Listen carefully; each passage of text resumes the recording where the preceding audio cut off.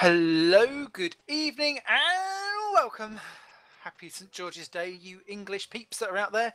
Welcome to GPVWC's coverage of the 2015 Turkish Grand Prix for the Super League. My name is Simon Smith, and as ever, I'll be dragging you kicking and screaming through the Istanbul Park circuit for 58 laps of high-octane, amazing action where, and I won't spill the beans, but the top 8 drivers on the grid are from 8 different teams, and I think that could well be a new record here at GPVWC Super League. As ever, I'm not doing this alone, and I have my favourite chums with me. On cameras extraordinaires, it is Quentin Plain, who is doing an amazing job. Great to see him back after his break, although he seemed a bit nonplussed about it, so I think he's quite happy to be back behind the wheel. But, as ever, the man from down under, everyone's favourite friend who is not called Mark Webber, it is Thomas Hinds. How you doing, mate?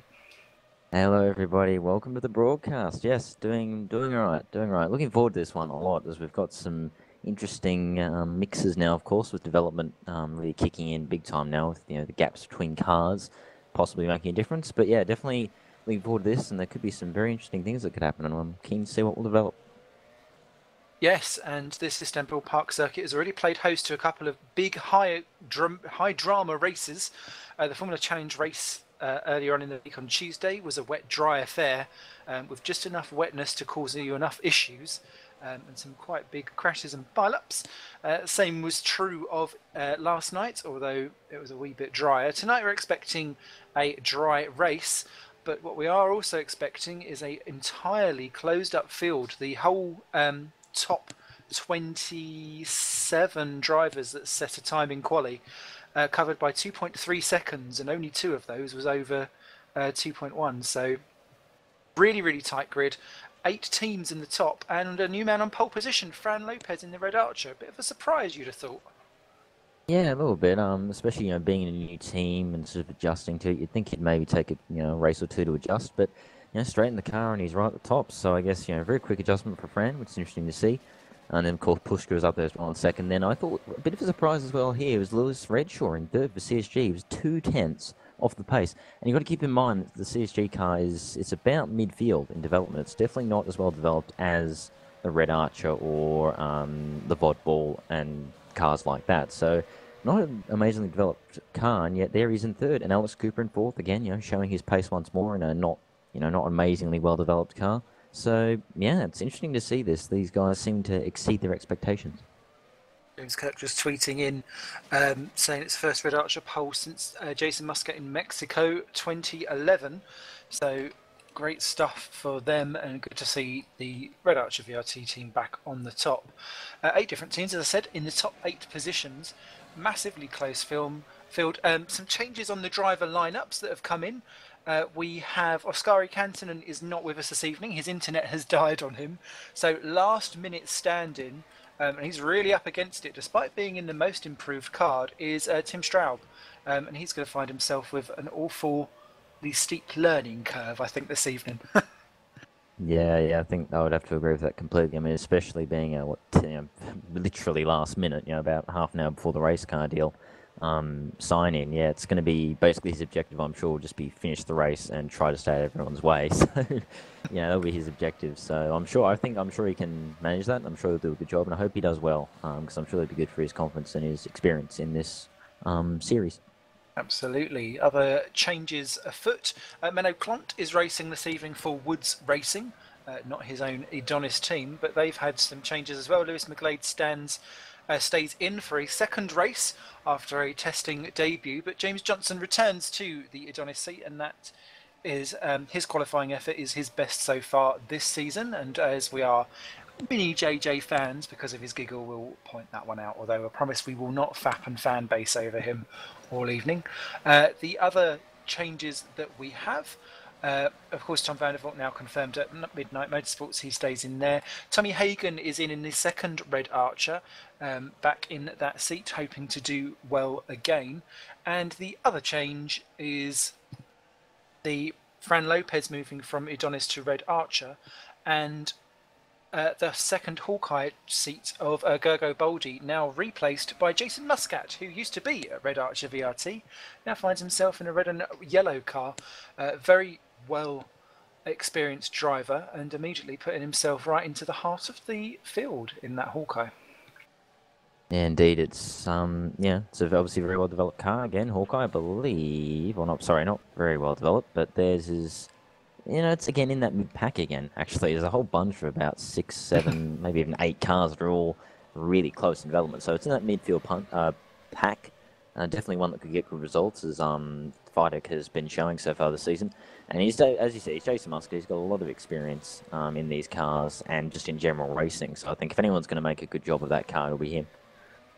Well, indeed. And yes, so can send us in your tweets at GPVWC Live. We are waiting to receive them. Please send us your predictions, what you think on what's going on out on track. We do love getting social with you all and look forward to doing so. And whilst we're just waiting for the warm-up to go down, Augustin Canapino currently the top on that. A quick look to the Drivers' Championship, and it's Filip Pushkov that leads it on 81 points, yet to be off the podium, doing a Fiduk, and Fiduk is in second on 71 points, just 10 behind Filip. Augustin Canapino is third in the Nord Zone Racing team, ahead of Lewis Redshaw, Alex Cooper, Petter Kaza, Florian Gaia, who is not massively featured here this evening, currently 11th in this warm-up. Davidas Missilis, who's not here, I don't think, this evening. Then Jordan Weeks and Fran Lopez rounding out the top 10. And in the Constructors, Nord Zone is 4 clear of Vod Bull. And of course, that Constructors' Championship is really taking a sway, with Vod Bull having a completely new driver here this evening. So it's going to be damage limitation for them. Hawkeye then that could be interesting to see how that could go. Sorry. No, definitely. It really will. Hawkeye in third, again, driver swap there. CSG in fourth, out of Midnight, Red Archer in sixth with their pole position. That's interesting. Torrent, Target, Edonis and Woods rounding out the top 10. Just 2 teams yet to score, Kernow and Green Stripes. And when we look at that development table, it's quite easy to see why Green Stripes haven't scored. Yeah, no, that car is, well, let's just be honest, it's woefully underdeveloped. I'll just be blunt about it. It's... Say it as it is, Hinsey. Say it as it is. Yeah, well, us Australians, we're meant to be very blunt and very honest, supposedly. It's done. So yeah, no, it's certainly quite a ways behind the rest of the teams, but I mean, as we said, the pace between the rest of the whole field, 2.3 seconds, and Ben Horrell, it was at the back of the field in terms of quality, but he's still only a couple of seconds off the pace, which, considering how little development has been done in that car so far, I think it's quite an impressive feat in my view that he's managed to keep with the field with a car that's just not really developed at all so far. Well, there may be changes afoot because a Red Archer has appeared by the name of Dovidas Petrovicius, and so I think he may be trying to get in that second Red Archer. So we'll soon work out if Tommy Hagen is actually racing or not. He seemed a bit confused by the whole affair as it was, so a couple of drivers out there just settling themselves in.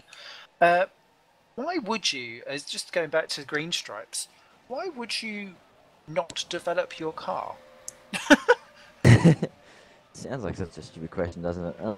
But I think the strategy is either, in my eyes, if they're not developing it right now, my thinking is they're either waiting until the end of the season, they're going to bulk upgrade the car later on in the season and have a really strong end, or they're saving it for next season maybe somehow.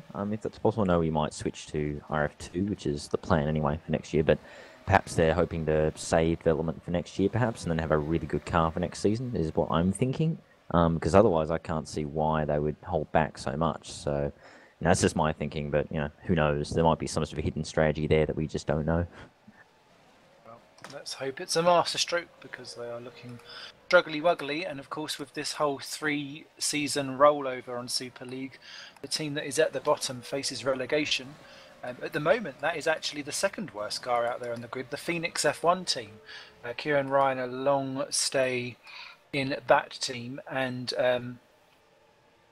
Kayakin, the second car in that one, they need to get their season off to a bit more of a better start than the singular point that they've scored so far. Yeah, indeed. They've been a bit, not really had a good start this season, let's be honest, Phoenix. They'll be hoping to improve. I mean, they're down there, as you said, just the 1 point in 12th in the Constructors behind Nijo. who are on 7 points at the moment. But I will just quickly shout, as mentioned, Nijo, who of course now, looking at the development table, they have the second best developed car now in the field. So, and they were looking improved in qualifying. I think they were near the edge of the points in qualifying. So they're looking a bit more competitive here. And I hope that for race director extraordinaire Chris Williamson, I hope that his Nijo will improve and be able to get back to sort of the days of last year when they were constantly in the top 10 every race. But we'll see how it goes. But hopefully there's an improvement on the horizon. Interesting to see how old Nell actually deals with being around other cars, because he's not had much of a chance to do so. I've also noticed that Green Stripes car has an updated livery, and that's looking a bit more spiffy. So we're just coming towards the end of the race. As always, 58 laps. You must use both prime and option tyres during your race, so long as it is dry throughout. There will be a bit of fuel mixture saving. Tyres, not a massive issue, but turn 8 does cause you some front tyre wear. And don't forget, there is that hairpin, and we've seen all kinds of carnage down there all week long. Yeah, indeed, it could bring up some interesting little moments, that's for sure. As people, especially late in the race, if they're getting in that mood to pass, they might make a little bit of a dive down the inside. Lock-ups, can happen. You can, lock up and then off you go into someone's backside, and then you ruin their race. Accidental, of course, but it can happen. But yeah, no, it's going to be very interesting. As you say, tyre wear not as much of an issue here, like it was at Catalonia, for example. Of course, high tyre wear, so shouldn't be as bad here. But it'll still be interesting to see what kind of strategies get thrown up here, because that's always a very interesting little game that everyone plays every race. I was laughing my head off in the Formula Challenge race where I went into that chicane minding my own business, and through came a car backwards that had crashed off under braking just because of the wet dry effect that was going on. Wiped off my front wing, unfortunately, although I did have all 4 wheels, so going on home. I love this circuit. There's such a nice flow to it. I don't know what you think, Tom. Yeah, no, I would agree. It's a very fun circuit. As you say, it definitely flows very well, especially that back section with the triple left-hander and then onwards. It's just really fun track to drive. So I think it's a real shame that it was taken off the F1 calendar, because I did like this track a lot when it was on the calendar. But, such is the way of things. But we get the chance to drive it here, so it's okay. So we'll have fun. So I'm looking forward to it. Exactly. That's the beauty of GPVWC. We take a lot of the good stuff that Formula One may have accidentally binned and said, "Oh, we're not done with that, thank you very much," and continue on. So what with this one, you've got the chance to enjoy and attack this circuit before we go on to Monaco, which is next. So completely different set of characteristics and qualities required. And we're just about to move forward to the race right about now. Attention grid, will all non-essential personnel leave the grid now? So, non-essential personnel, bugger off. You're not wanted. R Factor 2, I really hope, needs to have something like that, something iconic. Or we could do a commentator's plug-in. Could do. This is something we could definitely do. Yep. If your car is on fire with an engine fire, I'd quite like you to say, "I'm putting a shrimp on it." That would do me. All right. I will do that if it happens throughout the broadcast. Awesome. So, here we go. On the formation lap, let's take a look at this fascinating grid for this Turkish Grand Prix here live on SimRace TV. Thank you very much. Ferran Lopez on pole position for Red Archer VRT. Second alongside championship leader Philip Pushka for Vodball Racing, also the constructors leader. Third, CSG's Lewis Redshaw, bouncing back after a difficult Spanish Grand Prix. Alex Cooper fourth for Midnight Motorsports. Fifth, Augustin Canapino for Nordzone, really picking up the pace and hopefully can keep his momentum going for him. Jordan Weeks, another impressive run for the Brit into 6th position for Target. David Fidek 7th for Hawkeye. That's the lowest I've seen him for some time. Tom Parker 8th position in the 2nd CSG. Jason Muscat is 9th for Hawkeye. Florian Geyer rounds out the top 10 for Nordzone, ahead of Sven de Vries in the 2nd Target 11th, so good to see both Targets up there. And both Torrents there in the top half of the field too, for 12th and 13th. Peter Kaza just ahead of Mindergaus Columbus, with Tom Vandervoort rounding out the top half of the grid in the 2nd Midnight Motorsports. And then 15th, you have Mikael Tumala. in Nijo there. So right at the very edge of the points there. So hopefully he can keep that because there'll be some good points for Nijo. 16th, our favourite, JJ, James Johnson, our favourite smiling man in 16th. So hopefully some potential points for him. And it's Kenny Beer in 17th in the second Nijo. Then it's Lewis McGlade in the second Ned Donis, 18th. Tommy Hagen, 19th in the second Red Archer. And you've got Bart DeVos in 20th for Kernog. Pretty good qualifying there for them. It was been a difficult start to the season. Mark Witt's 21st. Then you've got Roy Schroten, 22nd for Woods. Kieran Ryan, Al Fox is 23rd for Phoenix. Then you've got his teammate Nicky Yakinen in 24th for Phoenix as well. Ben Horrell in that undeveloped green stripes in 25th, followed by Menno Clont in 26th in the Woods. 27th is DeWalt Nell in the second of the green stripes. Then the fill-in driver for Vodball, Tim Straub, rounds out your field in 28th. Come down towards the hairpin of joy, where I no doubt will be entertained throughout this 58-lap race. So yes, seat lining there, occurred there for Tim. Hopefully he will keep it out of mischief. The field lining themselves up, and I'm looking at Lewis Redshaw. He's pointed his CSG at a right weird angle, as if he wants to try and squeeze between the front row. So he's clearly in an attack mode. And the field now coming round to last one, just getting onto the grid now, and then we will get 5 red lights, and when they go out we will be racing here at Turkey, and let's hope no one will be making a Turkey off the line. 3, 4, 5 lights are out, and away we go for the Turkish Grand Prix, and Redshaw does dive between the two. Is he going to take Pushka? Yes, he does. Lopez gets a better start though. Redshaw tries to go around the outside. Canapino's through and up into third. There's a spinner at the back. And that is, it's Tom Vandervoort. Oh dear, second race running and he's off. Jericho Yakinin didn't get off the line and is only just gone now. But Lopez leads from Redshaw, Canapino, Pushka, Coper, Fidek. Then Weeks, De Vries, Muscat and Parker, your top 10. Some movers and shakers up and down the field. The two Nijos battling side by side. Gaia, Casa and Tumala 3 wide at one point. But they've all survived. And it looks as if everyone is actually still in one piece. It's Mikko Yakinen who is missing a front wing, and Lewis McGlade has been spun to last as well. So problems towards the back end of the field, but up front, Fran Lopez has converted pole to the lead ahead of Redshaw, Canapino and Pushka, and that's important for Fran. Yeah, indeed. Look at that. He's got a nice little gap already. It's about 6/10 there back to Redshaw. So he's already gapping them slightly. Look at that. Who's that? Is that Fidek? I believe that is... Yep, that's David Fidek just getting past for 5th there on Alex Cooper. Cooper's coming back with side by side. Oh, hello, Jordan Weeks. We're going to go 3 wide. Oh, look at this. This is beautiful down the straight. Sven wants to get a go too. This could end in absolute... Oh, no, 4 wide. Oh, the targets. How did they get away with that? That is unbelievable. And they get through somehow. That is unbelievable. There's 2 corners to go. That.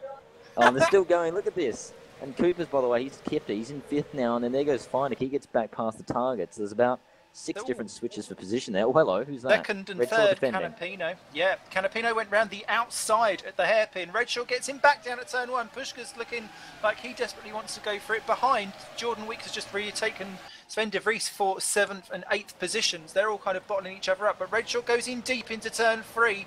And that's blocked Canapino, and look at Pushka for 3rd and 4th, trying to go around the outside. It is switchbackaroo round these corners. Redshaw really locking up on the brakes. Look at Pushka going around the outside for 3rd and 4th. It is like karting out there at the moment around this beautiful Istanbul circuit. Pushka going up on the inside. Canapino's going to be wrong-footed. There's not enough grip on the outside unless you proper floor it. He's going to have the inside for turn 8, but this is going to be last of the late breakers. And, oh, yeah, that is plenty of gonads going on. And Pushka does the old switcheroo back through on the exit. Some beautiful driving there from all of the top 10.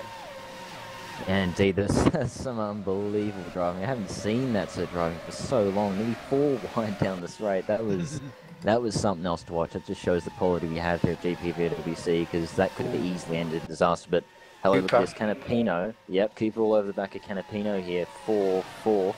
Has looked down the inside of the hairpin. Will he go? Ooh, nearly contact there. But get away with it as Cooper looks like he's made the move sick. No, ooh, he's knocked him off. Oh, Cooper's gone wide there. It looks like Canapino gave him a little nudge there. So Cooper down to 7th. He's in a target sandwich now. So he's going to have to fight through the field. This fighting is just unbelievable. Look at how close it all is. As I can even see down the back there now towards the back end of the field, they're still squabbling. Even at the back, I believe that is Ben Horrell on Bart DeVos for 20th. He's going for him and makes the move stick down to turn 1, but Bart might get back. So battles everywhere, every look. It's unbelievable, really. Here's as well Tom Vandervoort about to go for the three of them, 20th, 21st and 22nd. Tom Vandervoort goes around the outside of Bart de Vos. Is he going to take Ben Horrell around the outside as well? He does. He has the inside for the next corner. Ben tries to click on around the outside. Tom Vandervoort says, no, thank you very much. That's a beautiful move from the recovering driver. Menno Klont's the next one up ahead.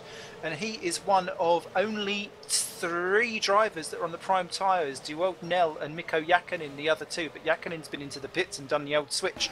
Fran Lopez then, 3 seconds clear from Lewis Redshaw, who's got Philip Pushka all over the back of him, and those two have dropped Augustin Canapino by a second.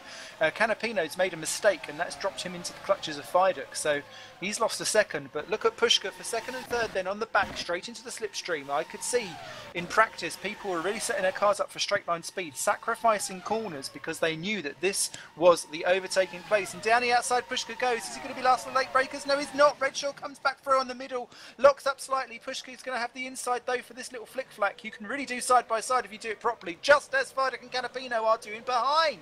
But Redshaw gets that one, and does Fiduk get Canapino? Yes, he does. Up into 4th position. It took him 3 moves to do so.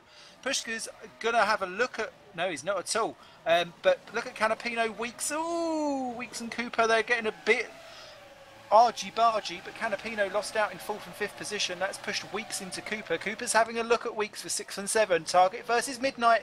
And as you were saying earlier on, Tom, as Pushka's passed Redshaw for 2nd and 3rd. Sorry. Oh, contact between the two. Proper argy-bargy. And, well, Redshaw quite rightly at the end there saying no quarters given because they were kind of driving into each other. Pushka's going to do another dive for it. Is he going to do it? Oh, there's more contact between the two. I tell you what, it's got the job they're not hedgehogs because they'd have stuck some thorns in each other's side and be limping along right now.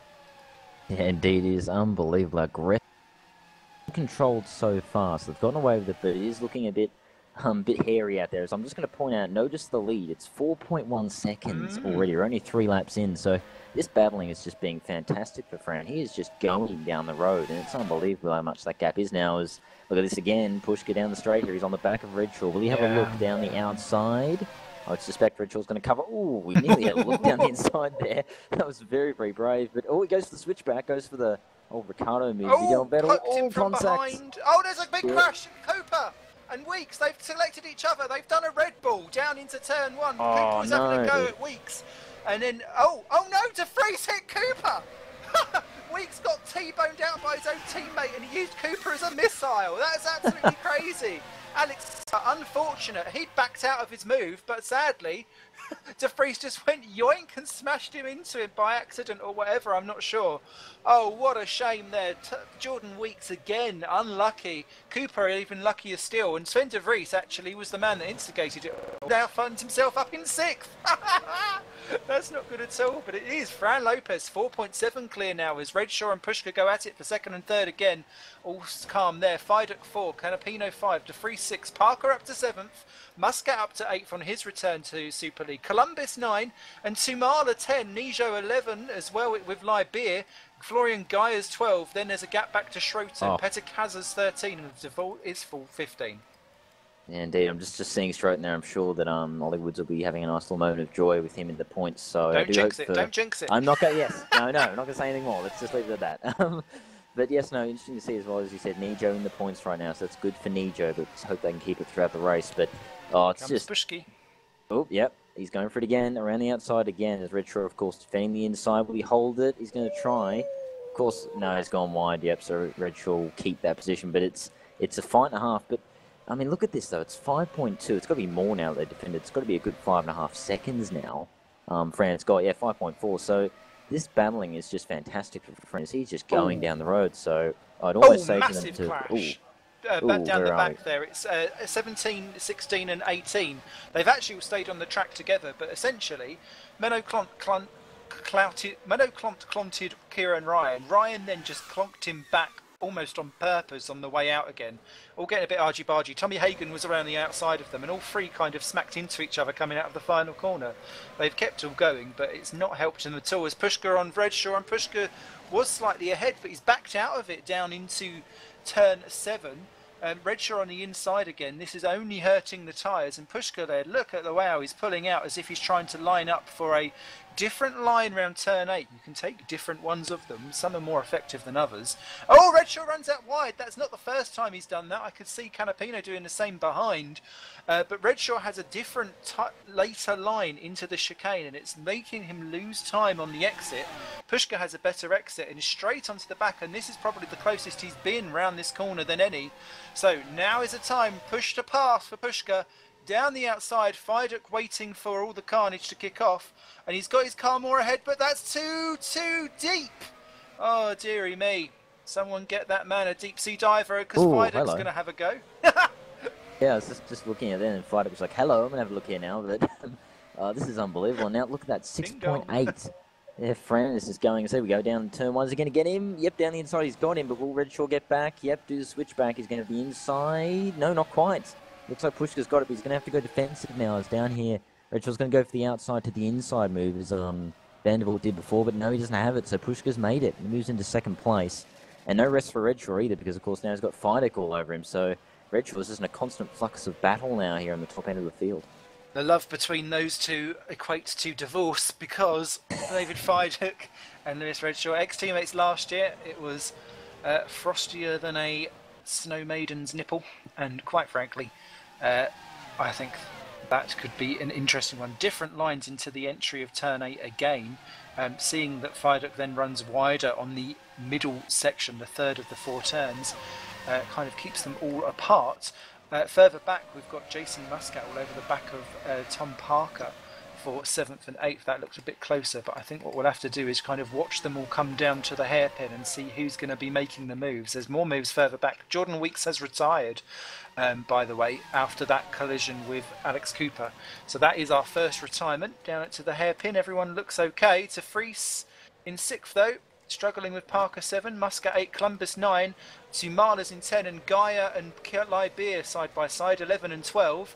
And Gaia trying to do the switchback. I think he thinks he can be faster than both these Nijos, but he just can't quite find a way past Kenny Liberia, who is doing the best race in the 5x5, the most competitive race of the season for him.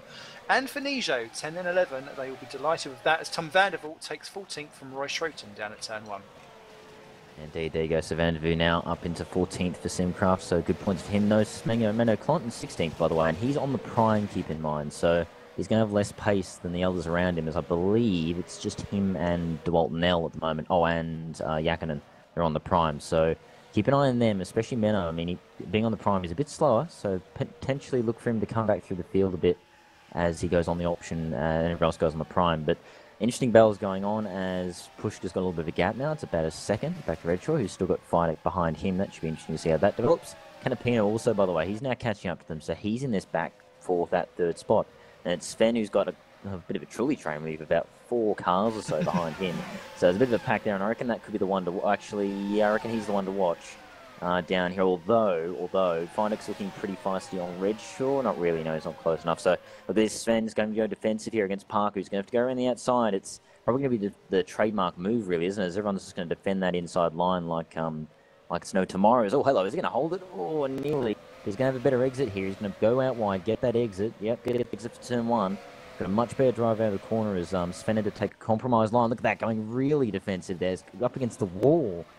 Weber-esque move nearly on Vettel, as he did down Malaysia, of course, there as he defends it and manages to hold the position. So good defense from Sven there, as this battle is really heating up here for 6th spot, and there's a right old train behind that one. Vandervoort took Petikaza down at turn 1 as well, so clearly turn 1 is his one, as Parker goes at it again with De Vries. Oh, Muscat gives him a wee tap on the rear, and that's actually wrong-footed Parker, who's been absolutely boxed in. Muscat going round the outside in the battle for 6th, 7th and 8th positions. What can Tom Parker do? He's going to be on the outside again for turn 8. Oh, contact there to Vries, Parker and Muscat all getting together. Oh, Parker nearly loses it. Just about keeps it together, but that's going to allow him to gas Columbus through and up into 8th position. Parker's now wrong-footed. Tim Straub gets out of the way as he's lapped 1 lap down. Tumala there trying to stick his Nijo in, and that's going to allow Kenny Liberia to go for it. Tumala runs wide. Kenny Liberia's going to have a go. Parker goes on Muscat as well as they come 3, 4, 5 going through that chicane, massively close together, 6th to 12th, covered by a second and a half. Down the back straight they go. De Vries looks like he's clear. Muscat looks like he's clear too. Then it's Parker and Columbus, Tumala and Liberia. Teammates don't take each other out. Oh, last of the late breakers. Oh, Parker's going to push Columbus wide. 4-2-1. That's going to go. It's like a club sandwich, but only with a fatty of a mouth. Liberia gets past Columbus. Excellent slidey skills. Takes his teammate in one corner. Then Columbus on the next. Kenny Liberia up to 9th. This is the kind of form we were waiting to see from Kenny Liberia last year. Didn't quite get to see it when he was stranded in the back midfield. But now Kenny Liberia, that Nijo, second fastest car out there on track, and it's starting to come alive for him. Great stuff. As who was that changing position? Tumala got past Florian Gaia there. So Gaia down to 12th. Gaia's going for a lunge on Tumala. That is what I call a dive bomb, my friend. And quite frankly, like the fuse and explodes. Florian, you need to try harder on that one, mate. Yeah, indeed, it was a very, very late move. That was unbelievable. Once again, how close that was is unbelievable. This Vitek, by the way, is still over the back of Redshaw, yet to make that move. And Canapiano is just sort of holding station right now, probably just thinking he'll let them sort of sort it out and, be there later on in the race. Because again, it is a 58-lap race with plenty of time. So no need to throw it away in the first part of the race. Other shout-outs, Tim Straub's just pitted as well. I think he's lost a front wing, so he's on his way in. Not grand. I noticed that when he was limping around, but he's still on the race. So, his objective, as we said, will be just to finish the race and stay out of everyone's trouble. And so far, he's managed that, so hopefully he can continue. So, as I believe, who's that? It's Kieran Ryan and Lewis McGlade back in 18th, having a bit of a fight there with Ryan in a bit of a donut sandwich. Is a bit of a change of form here for Adonis, of course, with Fran switching sides. Oh, hello. Hang on a second, we'll just keep on this as Ryan's looking quite feisty here on JJ. Does he have to go? He's going to go to the inside. He's got late breakers. Not quite. So JJ holds it. He's gone wide. Oh, hello. He's going to have the inside. Oh, contact. A little bit of a whack there between JJ and Kieran, but they get away with it. Oh, he gets it, gets it from both sides. Yeah, a bit of pinball there with Kieran Ryan, but they get away with it. That's over 17th. It's not even over points right now. But yeah, they're Donis 17th, 19th, outside the points. So a bit of a change of fortune for them, and hopefully for their sake, they can get back in the points and get some good results here. Definitely. Tommy Hagen watching brief in 20th as well. And what we're seeing actually is that... that's Straub going slowly, just wandering around, letting other people through. We've got real issues with... McGlade off the track. That was a bizarre spin there. It was like he'd floored it too hard coming out of the corner. He'd just had a tap from Tommy Hagen, but he just lost it one way, corrected, oversteered, lost out again. Wicks goes through up into 20th. McGlade rejoins 21st, just ahead of Bart de Vos.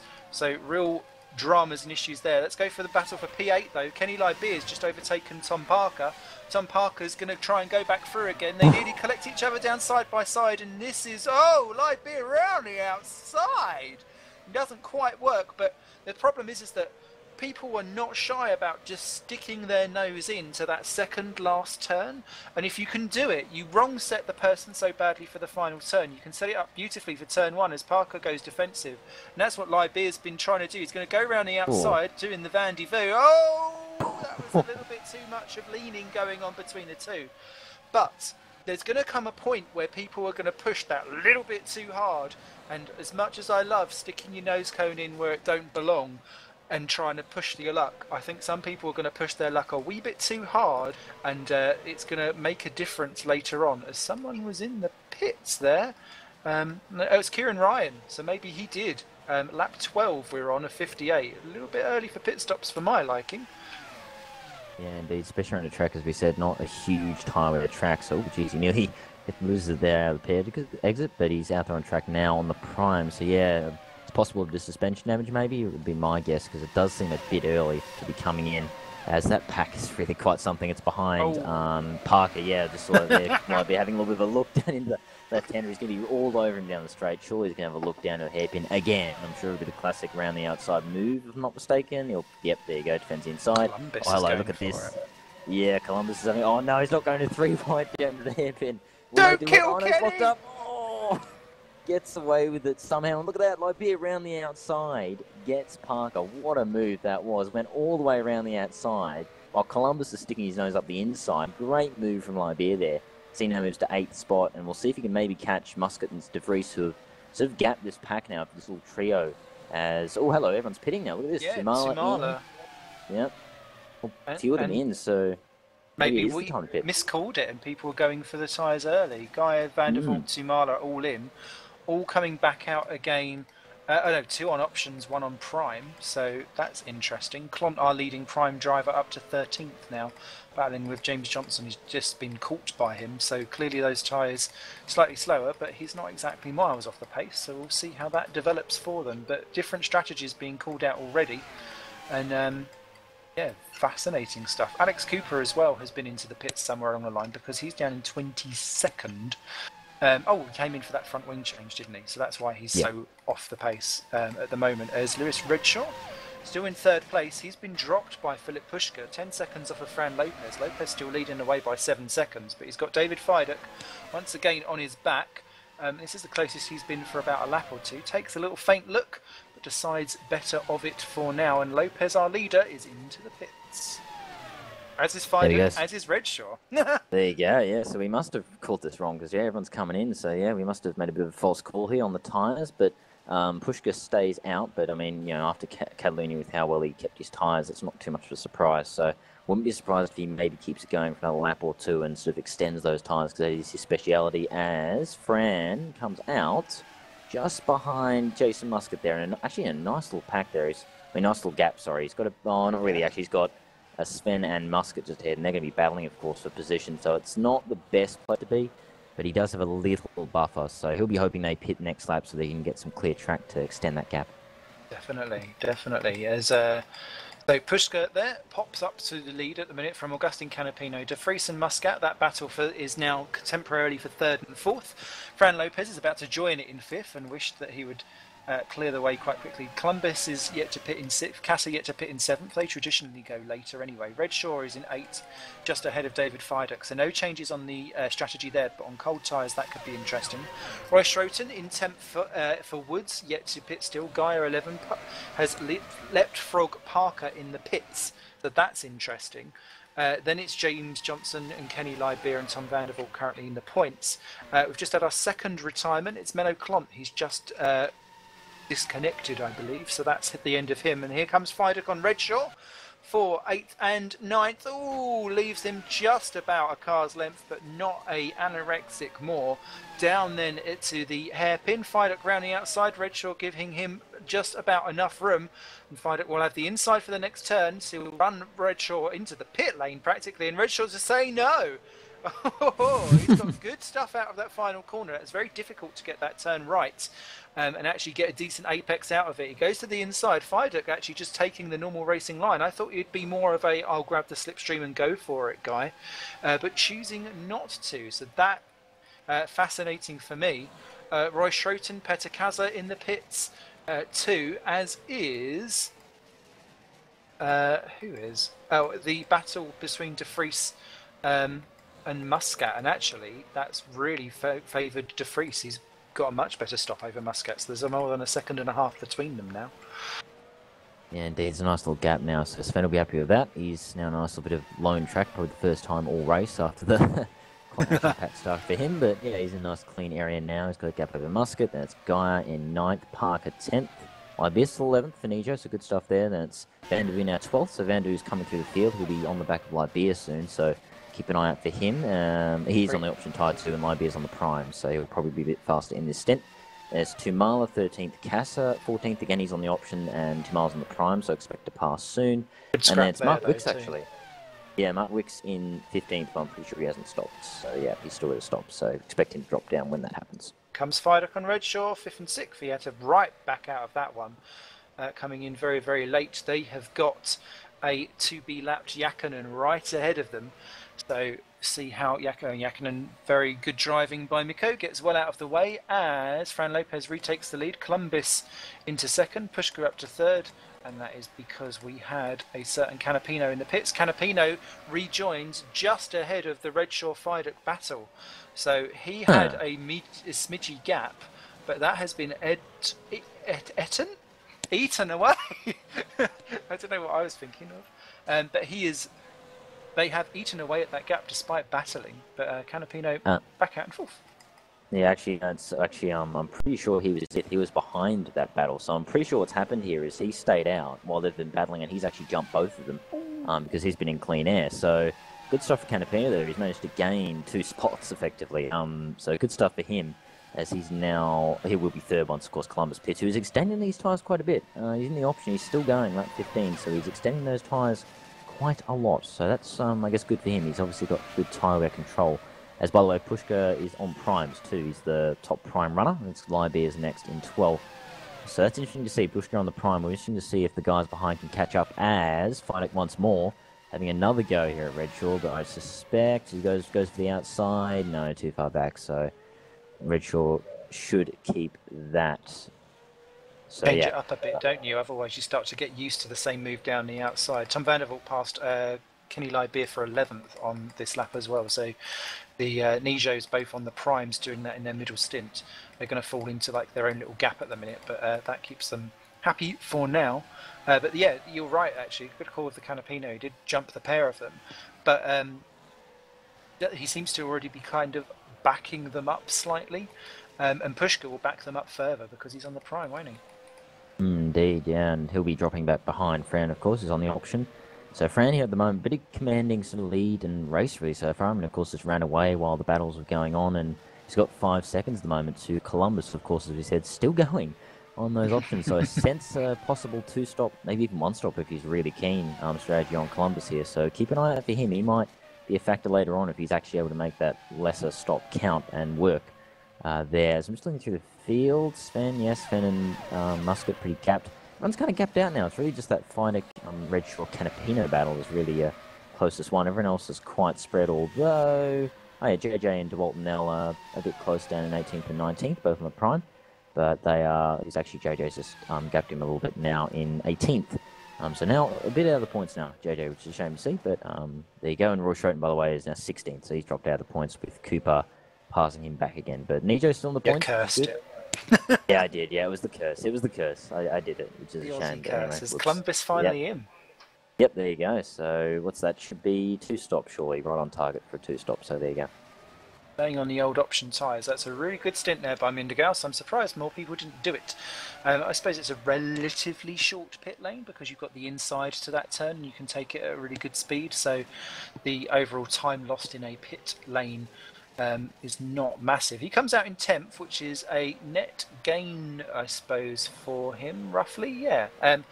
Vandervoort up into 11th after his initial incidents, and that's meant he's cleared the prime runners of Libya and Sumala. And Casa, who did pit very early on in the options, he was ahead of Columbus at that point, and he's down in 13th. So it really has worked out a treat to keep going and just run his own race. Someone's been off at turn 8. There's a massive load of dust there. Don't know who it was, but that is interesting. We're starting to see now the pattern of the field sorting itself out, and this big battle now is the Canapino, Redshaw and Fidek scrap for 3, 4 and 5, and Redshaw onto the back of Canapino, then round the kink and down to the hairpin they go. Redshaw down the outside. That car is set up for straight line speed. Last of the late bakers down there. Canapino just about manages to hold it all together, then chops off. Redshaw desperately trying to keep his nose in, but if you can just about get your car a full car's width ahead of the car behind and have no overlap, you can just chop across and say, yoink, I'll have it. Down into turn 1, Redshaw's car!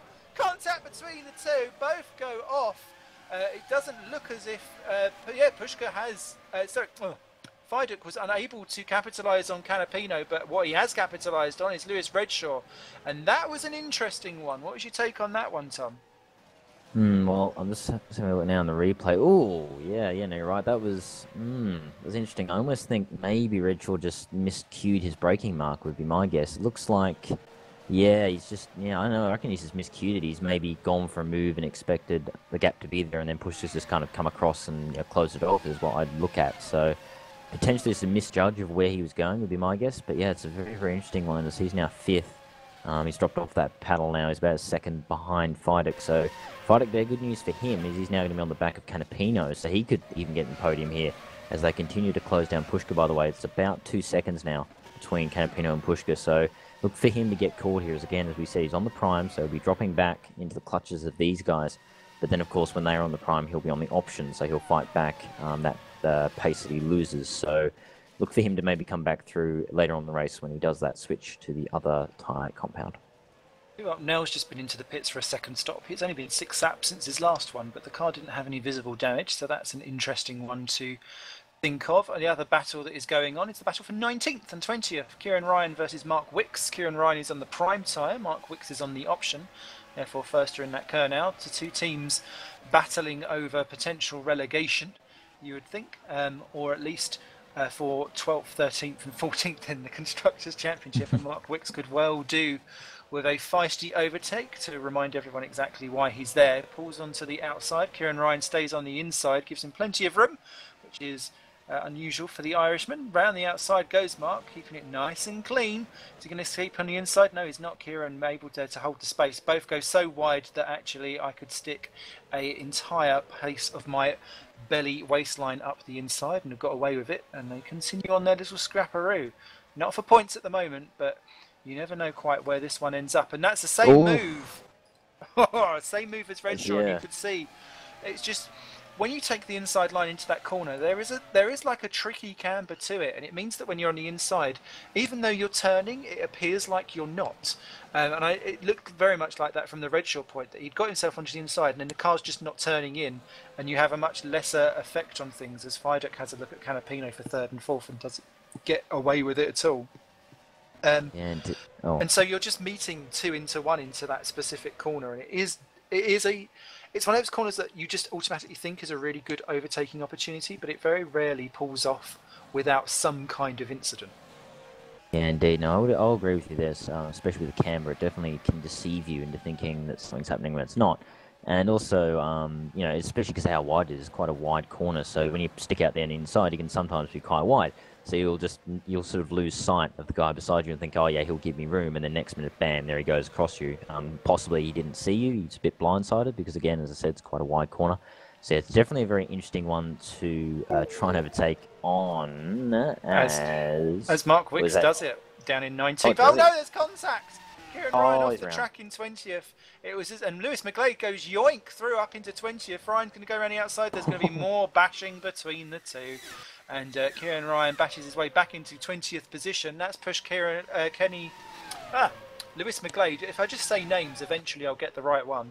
And Bart de Vos takes 21st away from Lewis McGlade because he was wrong-footed there. So what looked like an opportunistic yoink through overtake, it's actually loss there for Lewis McGlade. He's back down to 22nd. Bart de Vos in that second Kerno is actually the quickest one of that quartet. So we shall soon see what's going on. Yep, just looking here at Pushka and Campino and Fidek going at it. Fidek gets the move done. He's in the third now, down to the hairpin there. Went round the outside and had the inside of the next corner. I think he did the switch back there to get done as Campino had the slipstream, but he's not really gaining. And yeah, he keeps that position. So there you go. So Fidek back into the podiums again. And they're still, they're not actually closing on Pushka anymore, really. But they have been fighting, of course, and you've got to take that into account. It's still 2 seconds, but of course the tyres might be starting to fade, and it might start coming to that point where the prime actually starts to match or even better the option tyres. They get to the end of the stint, so keep an eye out for that to happen when that overlap kind of occurs, as Fidek now has that position and looks like he should keep it for the time being. Redshaw still just behind. He's slowly catching back up, but he's still just a little bit off. Sven and Musker are still going line and stern there in 6th and 7th, they're not really battling. There's Gaia, Parker, lap. Columbus, Van der Vue is in 11th, and that's Casa, who's got Libeer just behind him, so there's a little bit of a battle there. And Libeer, I believe, on the live right. I think Casa just took Libeer there, as Libeer is on the slower tyre. Yep, and then Timala is 14th. Rounding 8 points is indeed Roy Schroden. He's in 15th at the moment, but I believe that's because Alex Cooper pitted about 3 or 4 laps ago. So I think Cooper, thanks to that damage, of course, that early stop because of the damage, he's on a bit of a different strategy there. So it'll be interesting to see where he pops out at the end of the race when all the stops kind of sort themselves out. Definitely. Lewis McGlade retook 21st from Bart de Vos. They're still having a good old scrap. 26 drivers still running in this race. 14 of them are still on the lead lap, which on lap 23 we are on. It shows the general competitive nature despite what you get around the opening laps of field spread.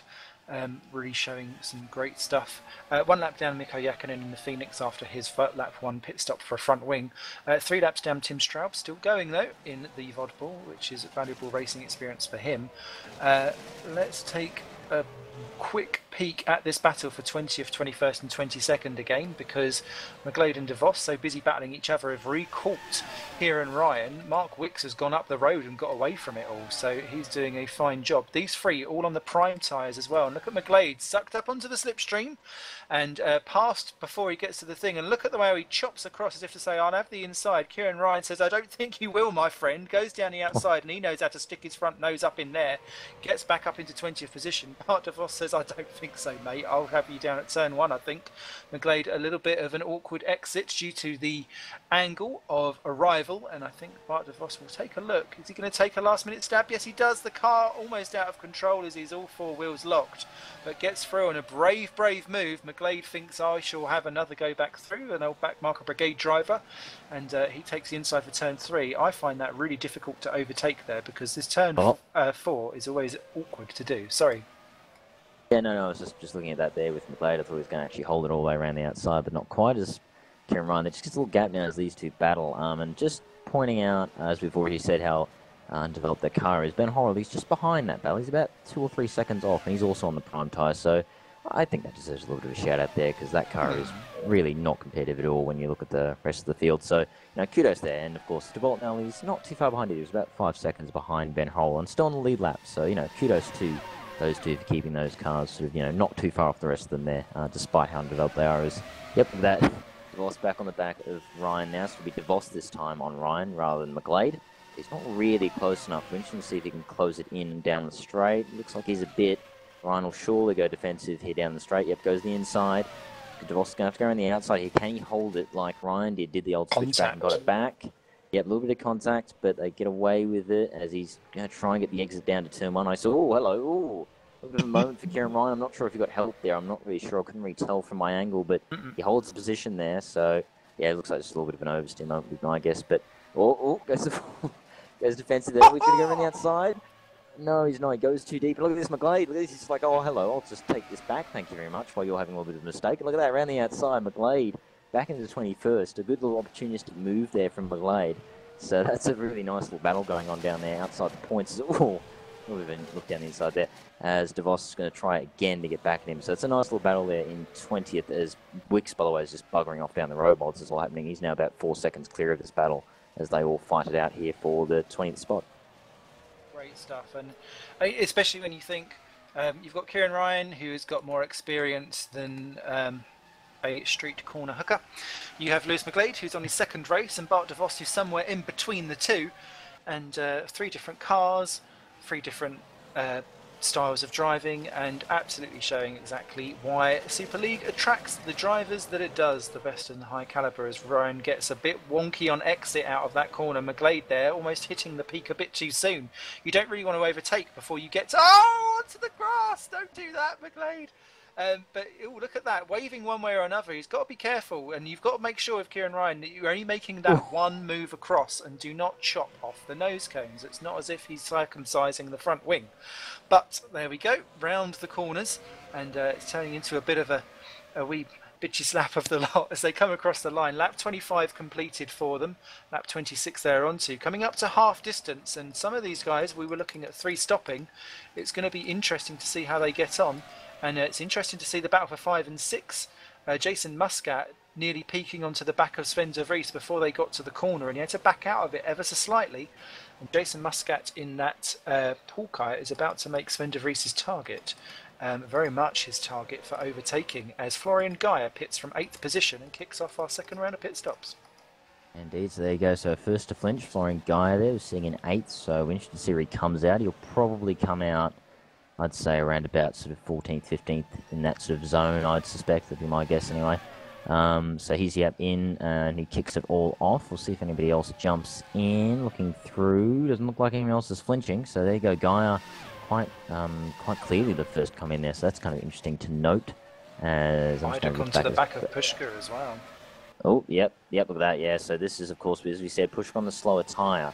So we expected this to, I was honestly expecting these guys to catch Pushka a lot earlier, but of course they have been battling, but, you know, last sort of 4 or 5 laps have been pretty much doing their own little thing, really. Haven't really been swapping position, but they've only just caught the back of him. So, now, kudos to Pushka here. He's been holding position quite well, as the lead is also, by the way, lead is 15.2 seconds now, but to be fair to Pushka, Fran is on the option tyre, so that's not too surprising. He's been able to open that gap up even more as Fidek on the back of Pushka. I'll be interested to see if he fights this, because again, he's on the slower tyre, so you wouldn't think he'd fight it too hard, but he's going to go on the inside. He's going defensive, so he's fighting it to a degree. As he's going to go for the switch track Fidek, yep. Then probably go for the exit here, yep. Then go wide again and get the exit to turn 1. It's almost a classic move that everyone's trying to do. As again, as we said, turn 1 a very popular overtaking opportunity. He's in the slipstream here. Will Push go defensive? He's not really close enough, Fidek, to have a look, and no, not quite. He's going to stick back in, as I believe. Yep, Redshaw in. I just saw that in the background. Oh, hello, look at that. Sven having to go massively defensive against Musket there, going all the way to the pit wall to defend. And Musket, will he go on the outside? Oh, he's going to try, but not quite. And Sven holds that position. That's now for 5th as Redshaw is pitted, and he's come back out in 8th. Indeed, good move.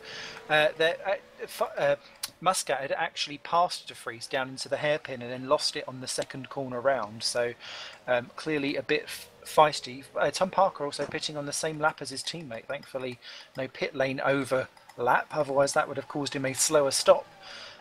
So that works out well. Both CSGs in on the same lap, and 15.6 seconds. Fran Lopez doing everything that he can possibly do in his power to get his first win in Super League, and Red Archer's first for an awful long time, if not ever. Or not ever, but forever in the modern age, at least. Yep, oh, so look at that, he's in. So Fran Lopez is now under the pits from the lead. It's 15.6 seconds at last counting, so he's going to come 3 out. and 4. Canapino Yeah, down the outside of Fidek, and last of the late breakers, and actually Fidek going from offensive to defensive to 4th position, and Fidek dives off into the pits. I think he thought maybe he's done in his tyres and will dive in, and David Fidek, for someone who was renowned last year for doing his tyres no end of good and caressing them all the way through to the flag, that's not worked out for him at all. So Pushka now leads, and Pushka's going to come out right alongside Fran Lopez, and Lopez almost they're pitting and rejoining in the lead. Such is the amazement that they had. And Pushka there back out in front. Fran Lopez does not want to get involved in this battle between him and Canapino. De Vries then and Muscat still squabbling over what is now 4 and 5, and Redshaw out, but Fidek out ahead of Redshaw, so no change there. But Fran Lopez, they're seeing the other guy that he's battling with, and that is just amazing, the amount of lead that Fran Lopez had, an entire pit stop. And what that actually tells us is that 16 seconds is about the gap that you would take to get in and out. So it's no wonder people, I suppose, are going for 3 stops, because that's one of the shortest time drops that we have. Yeah, indeed, yeah, I thought it was honestly slightly longer. I was thinking sort of 20 seconds or thereabouts is the sort of average benchmark, but yeah, it's even quicker. As here we go, Fran Lopez on the back of Pushka. Surely he's not going to defend too hard. Okay, well, he's going to go inside and defend anyway, even though he hasn't stopped. But goes inside here defending. Fran's going to have to go around the outside, but he's got fresh tyres, so surely, yeah, he's going to hold it. Yeah, it's not too surprising as Pushka's on worn primes. Oh, he goes. There you go. So, yeah, that's very short stint surprising on the primes. Yeah, so you stop later, of course. That's a very short stops on the prime. So is that kind of a signal, maybe, that the prime is on a good tyres? We know Pushka is very, very good on his tyres. Proved that already at Catalunya and multiple other occasions. So is that a sign, maybe, of things to come? Bart de Vos just retook Lewis McGlade in front of that lead battle as they're about to be lapped by Fran Lopez and co. So Fran Lopez then leads from Canapino, Muscat, Columbus. Pushka's just rejoining the track. Oh, nearly goes over the white line on exit there. You've got to be careful, but he does stay ahead of David Fidek. I wonder if he was going for track position as opposed to doing the long stint, but that's a interesting switch there for Pushka, and I wonder if he's going to go option all the way home.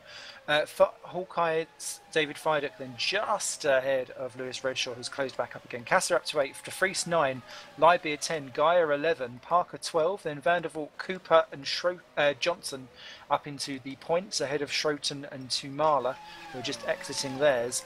And it's starting to all cluster back up again between this Fidek and Redshaw for 6 and 7, and Pushka needs to get his push to pass button down because he needs to pull out a gap before Fidek and Redshaw catch him, and hopefully, for him at least, they'll be embroiled in their own battle and not pay him a damn bit of attention as Canapino goes round again for Norzone. So he's going on. The last time Red Archer run a race, as Redshaw takes a look at Fidek as he through. Oh, he's through before they get to the braking phase. Such was the straight line speed advantage that Redshaw had, and Fidek, I think that's the most placid I've seen him in a while.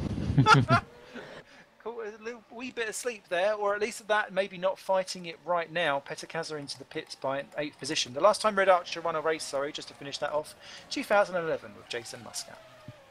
And there you go, and Fran at the moment flying the flag for them. He's got, of course, it's 1.1, but of course they haven't stopped. So it's going to be about 16, 17 seconds when Canapino eventually stops, which is interesting to see. It's a big margin. I mean, I know Pushka was on the prime, of course, so of course he's going to open that gap, but it's interesting to see how big of a gap he managed to pull. So, I mean, even though Push is going to be on the faster tyre when Fran will have to do the prime, it's interesting. I mean, I know that's a tough gap to pull in. So I'll be interested to see how that goes. As Redshaw just getting a nice little gap over Fidek. And actually, Muscat and Gaia pretty close. That's 8th and 9th.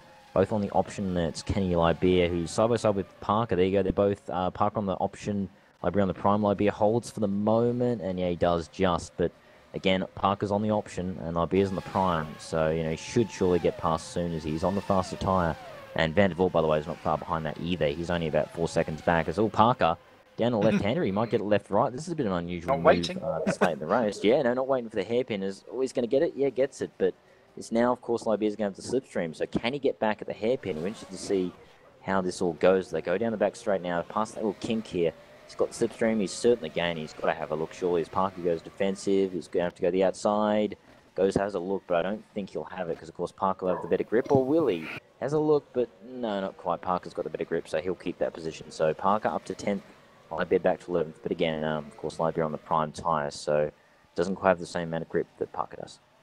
But it's interesting because Tumala's already been in and swapped back to the options on that prime, but Libia clearly making sure that they last a long stint.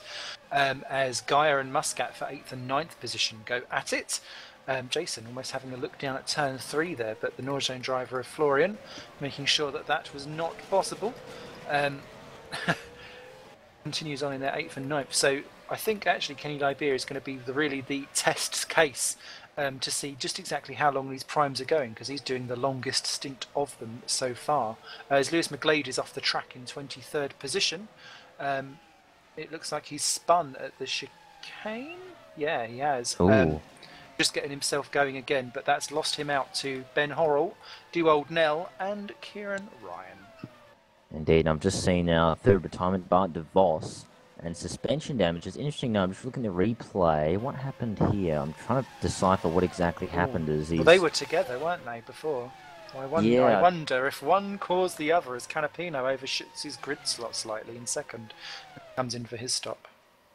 Yeah, no, I'm trying to figure out what happened here. It's all, sorry, I'm going way back in the replay here trying to figure this out, but because he's going along, he's on his own, and then down into the final corner, looks like there's a bit of contact. McGlade actually, what's going on there? Sorry, I'm just trying to, right, that was Fran Lopez, right, so Fran Lopez gets past, unlaps, and he laps Bart, and so that gives McGlade a chance down to the final section, and then Bart runs wide at the second last corner, and then he's on the inside, McGlade's on the outside, they come together, McGlade gives him a tap, round goes Bart, and then he doesn't hit the wall, he just stops on the grass and then retires it.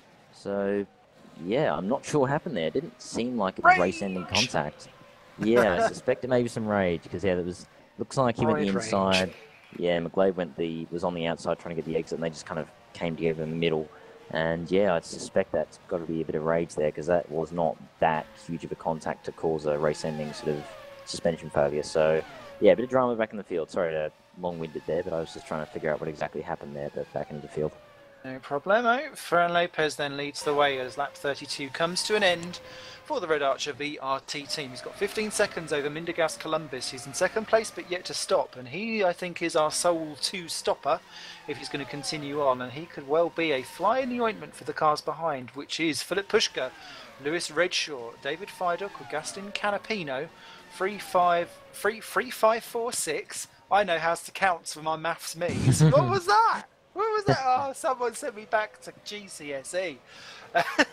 But yeah, the collection of them are all catching Columbus quite quickly. But Columbus, if he's doing a two-stopper, will probably be out for a good 8 laps or so yet. If he's trying to stretch those option tyres, he got to lap 19 last time. Or the 1920 crossover, so I'd imagine he'll be going somewhere similar again. So they're all going to have to pass the Torrent Motorsport driver, who is again showing his worth here. Behind that collection, we've got Sven de Vries in 7th, very much on his own world by 2 seconds. Then we've got the Gaia and Muscat squabble, which is still going on, and they're holding each other up because Tom Parker in 10th is closing them down slowly, 10th by 10th. Tom Vandervalt's up into 11th after his mysteries earlier on. Peter Kaza 12, Kenny Liebeer 13, James Johnson 14 and Roy Schroten 15th, just ahead of Mikhail Timala and Tommy Hagen and Alex Cooper, all squabbling over that final points paying position. I imagine Alex Cooper would expect that he'll be in that very soon because he's in a midnight, and we're so used to seeing midnight further up the field. As Bart DeVos leaves the game. Still 25 drivers running in this race. Jim Straub 5 laps down, really struggling around, but showing grit and determination in doing so. And here comes Philip Pushka onto the back of Mindergaus Columbus, and he would ideally like to execute this very, very quickly. Columbus gives it to him practically. He's overbraked himself into turn 1, ran wide, and Pushka could well have a dive through down at turn 3, nearly collects wheels and doesn't go for it. Columbus runs out wide again. Pushka's through. Oh, Tim Straub off in the background. There's yellow flags. Does that count, I wonder? That will be interesting to see. But Pushka, there he goes, up into 2nd position for now. Columbus down to 3rd. Next up for him is the Lewis Redshaw David Fiduk collection as they popped a lap on Mikko Räikkönen. Indeed, that battle's still going on, so it's interesting to see those two still together, and they have been nearly all race despite the ill feelings. But Columbus still there in 3rd, of course, just being passed by Pushka. As we said, that's going to be interesting to see how that goes, because I'm pretty sure there would have been wave yellows in that sector because of Straub's spin, so interesting. Anyway, Redshaw now, of course, will be catching onto the back of Columbus along with Fiduk, so that'll be a little interesting collection. Also Canapino, of course, not far back, so all those three will be all colliding as they catch up to the back of Columbus. I'm interested to see how the fight will go, because if he doesn't make a mistake this time, he might put up a bit of a fight. So I'm interested to see, because of course he's on a different strategy, so you wouldn't think he'd want to get too caught up. Oh, hello, Az. Okay, well, don't worry, he's just pitting now. So there you go, he's going to save him the trouble, as that's pretty early there compared to his first stop. So it'll be interesting to see if he goes on the options, because if he does, he's doing we have to go prime if he's going to. Yeah, sorry, I was coming. My brain was coming at it from a different angle, but we was meeting at the same point, and that's the most important thing. And he has gone prime, so I would say that is his last time that Mindergaus will Columbus into the pits, and he's going to rejoin behind the Gaia Muscat battle, and Parker is going to go through as well. It's going to be close between himself and Thomas van der Voort for the 10th, 11th slots. No, Mindergaus has got out, and he's got out just ahead of Parker as well. So Tom Parker will be annoyed with that because he was busy reeling in the Florian Gaia Jason Muscat battle. Yeah, so just looking back here at 14th, 15th. Oh, hello. What? That was a bit of contact there. That was Roy Schroden and Tumala going at it. Now that was Alex Cooper there grabs Tumala. Yeah, it's because there's a bit of contact there between Schroden and Tumala, and Cooper is very opportunistic there. Just grabs that position off Tumala as he had a little bit of a moment there, having that collision with Roy. So there you go. So that puts Cooper now into 15th. So it's the back end of the points. Good to see Schroden there battling for back end of points. It's good for him and for Woods, because of course Menno retired earlier on in the race. So he's the lone surviving Woods now as that battle continues between those guys. Ooh, a little bit of a moment there for Roy out of the corner there. A little bit of a Taylor moment, as I'm pretty sure Alex Cooper's probably going to get him soon, because he is in a midnight and he did have pace in qualifying. So we know that Cooper's got good pace, so I'm pretty sure he'll probably get him soon, I would suspect, as he's trying to come back through the field after that shenanigans early on. But yeah, as they all go around 17.6, by the way, now is the gap, Fran Lopez to Philip Pushka. So despite being on the same tyre, he's still pulling away, and Pushka's been on his own, so he hasn't been battling. So that's interesting to note that Fran's still getting away, but yeah, we're interested to see how that goes later in the race when Fran puts on the prime and Pushka goes on the option. Interesting to see if maybe he can close that back up. Tom Parker did get round Mindergaus Columbus last lap, and it was down at turn 7. Rather unusual place this evening to get round people. They're now dealing with the lapping of Ben Horrell, but Florian Gaia keeps the position just about.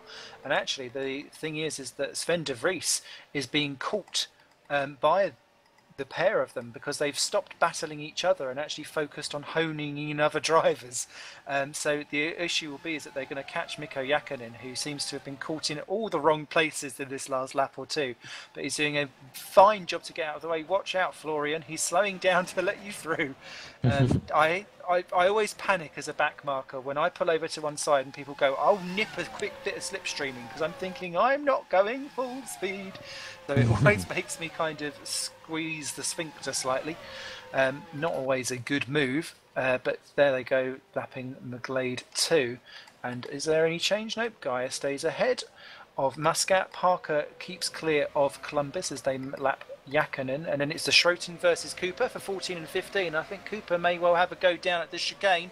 He takes a little peekaboo out. Roy Schroten is well known for having his RG on his bargy, and quite frankly, he could order that at an Indian takeaway whenever he liked and get it delivered full throttle. Around the kink he goes. Schroten goes one way, Cooper goes the other, and it's a high-speed game of chess as they put their pawns into position for the overtaking move down at the hairpin. Cooper way later on the brakes. The beauty of this Istanbul circuit is that you can do it and really have half a chance of going for it around this flick-flack final couple of turns. Schroten keeps it for now, but it's the long game they're playing. Cooper then side by side across the line, completing lap 37 of 58 for them. He's going to have the inside for this turn, and actually last of the breakers too, which seals the deal and moves him ahead. Mikhail Tumala in the Nijo in 16th place, desperate to get himself back into the points, will be looking at this, licking his lips, thinking tasty as they go into this beautiful flowing Sector 1. Tommy Hagen not far behind either. Yeah, indeed, I was about to comment on that, and even JJ is only about 10 seconds back, so he's not too far off that.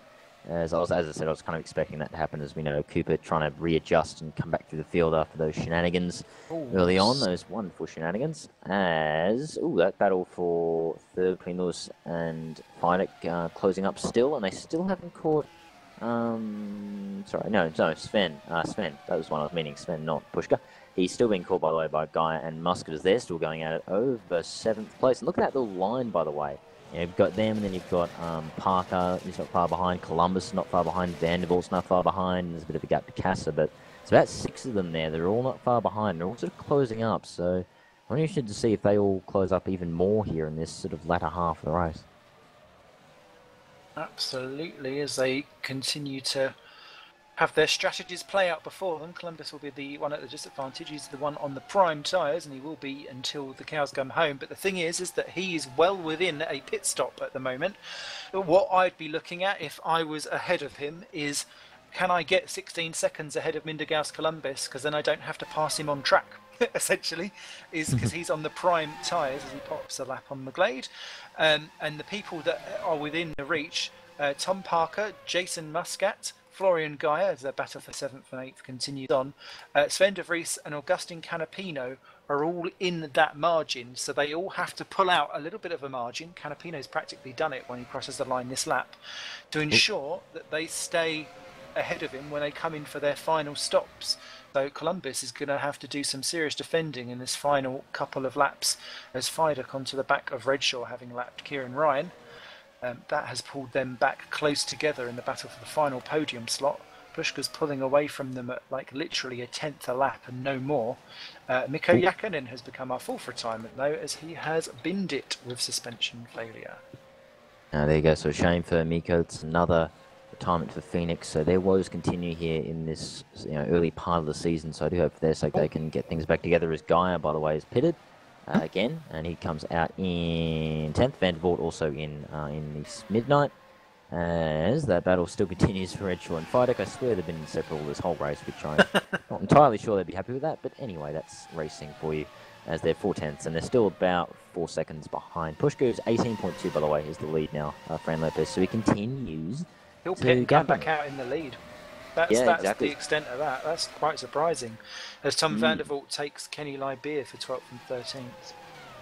Indeed, and there you go. So, of course, Vandervoort just pitted, so he'll be coming back to the field, although Lybeer's pretty close. I wonder if they'll have a look down the inside. No, Lybeer's on the options as well. Sorry. In fact, that caught him out so much that he'd actually practically helped Vandervoort round that corner to say, I'll give you some straight line speed, son. But bumping is not, bumping is not loving unless you're on a NASCAR circuit, so no bump drafts here. But Kenny Libera on the option tyres, in theory, could be faster as he takes a little peek. Tom versus Kenny, and it's great to see Kenny in action. He's a long stale of GPVWC. He's had some great moves of previous seasons. And it's great to see him back at the top echelon, giving it large. There's a large Libera comes down the outside, down into the hairpin, lap 39 of 58. Way later on the brakes, comes across and is practically all the way through. Vandervoort tries to stick it through on the inside.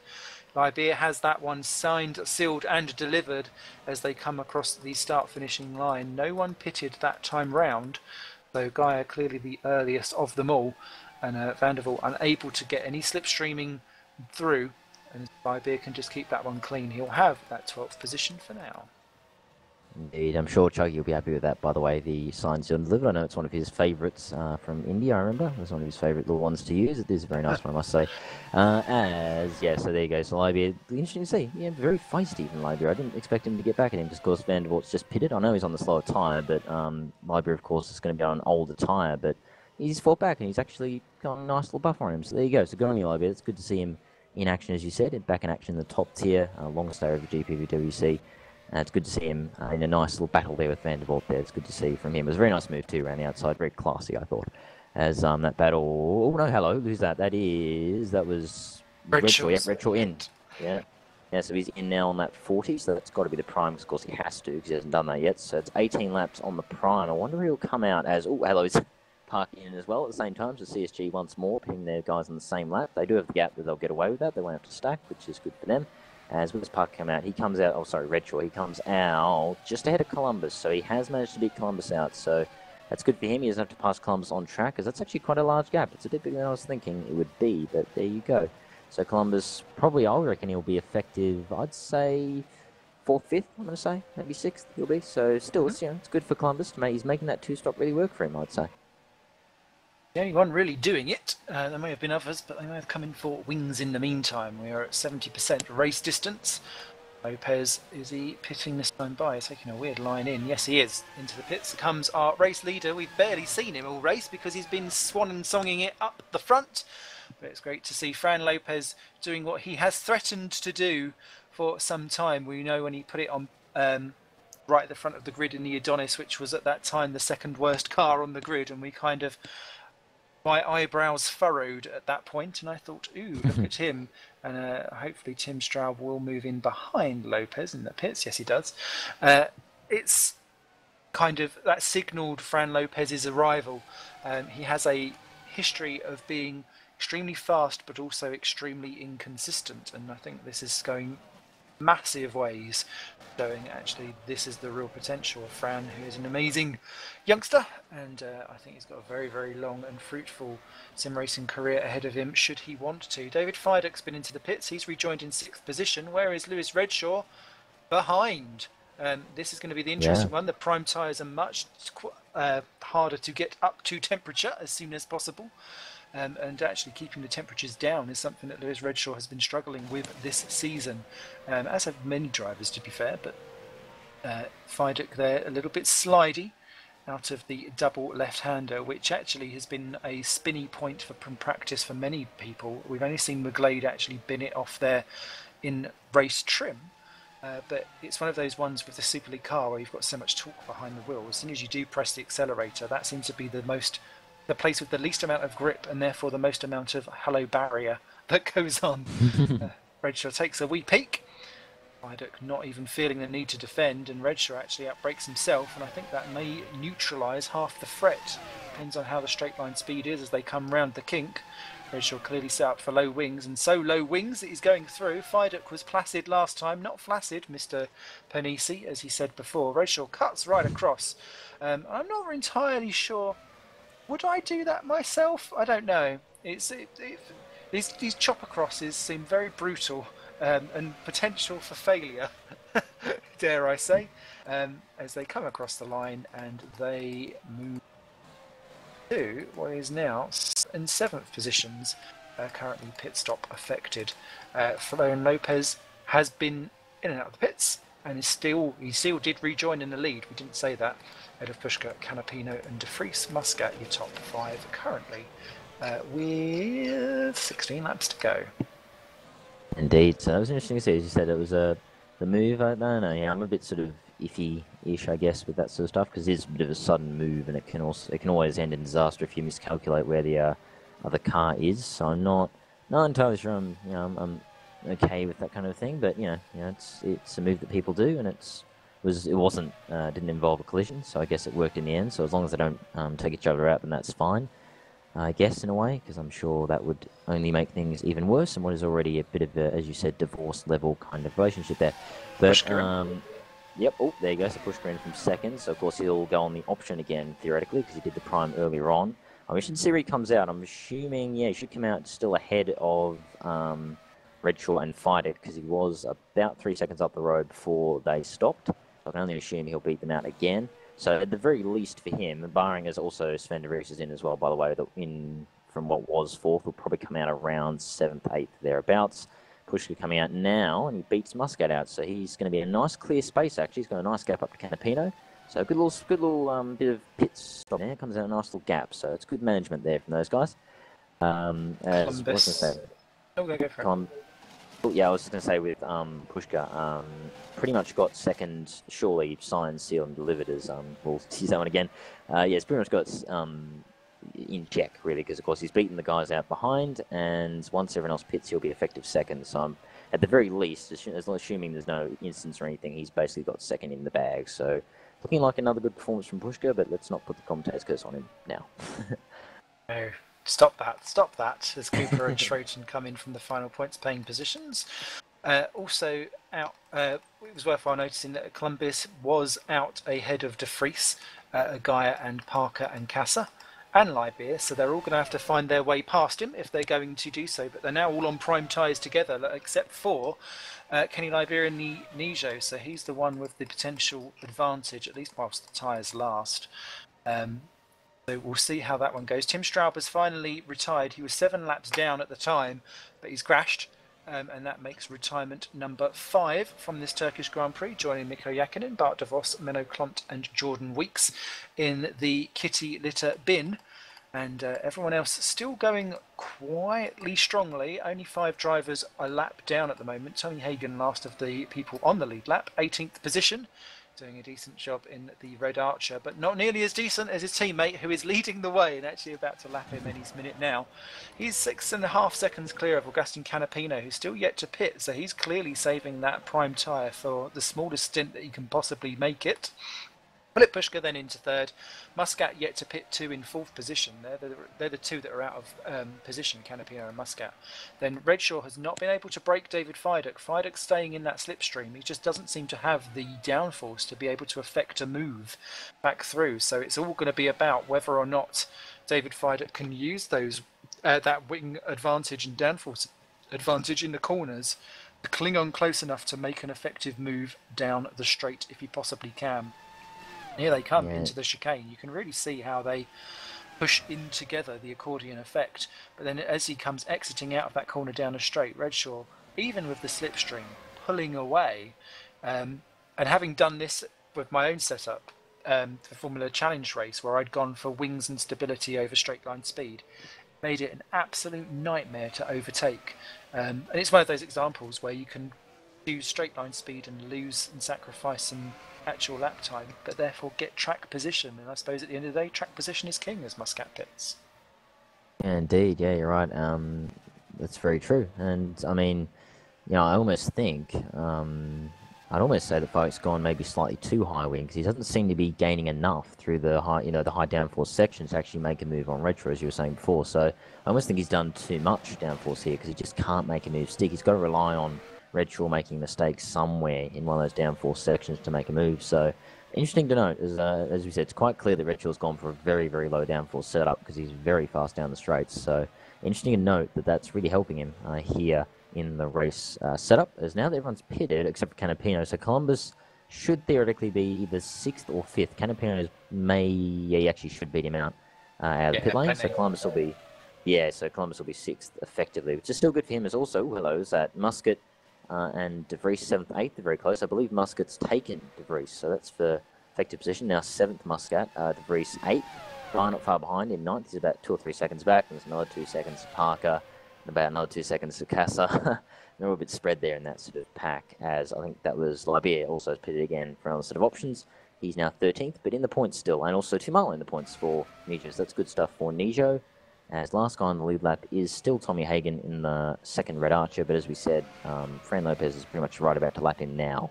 Well, here comes De Vries. He's just passed Jason Muscat down the straight. Ooh. Sorry to talk over there, but he comes into 7th position.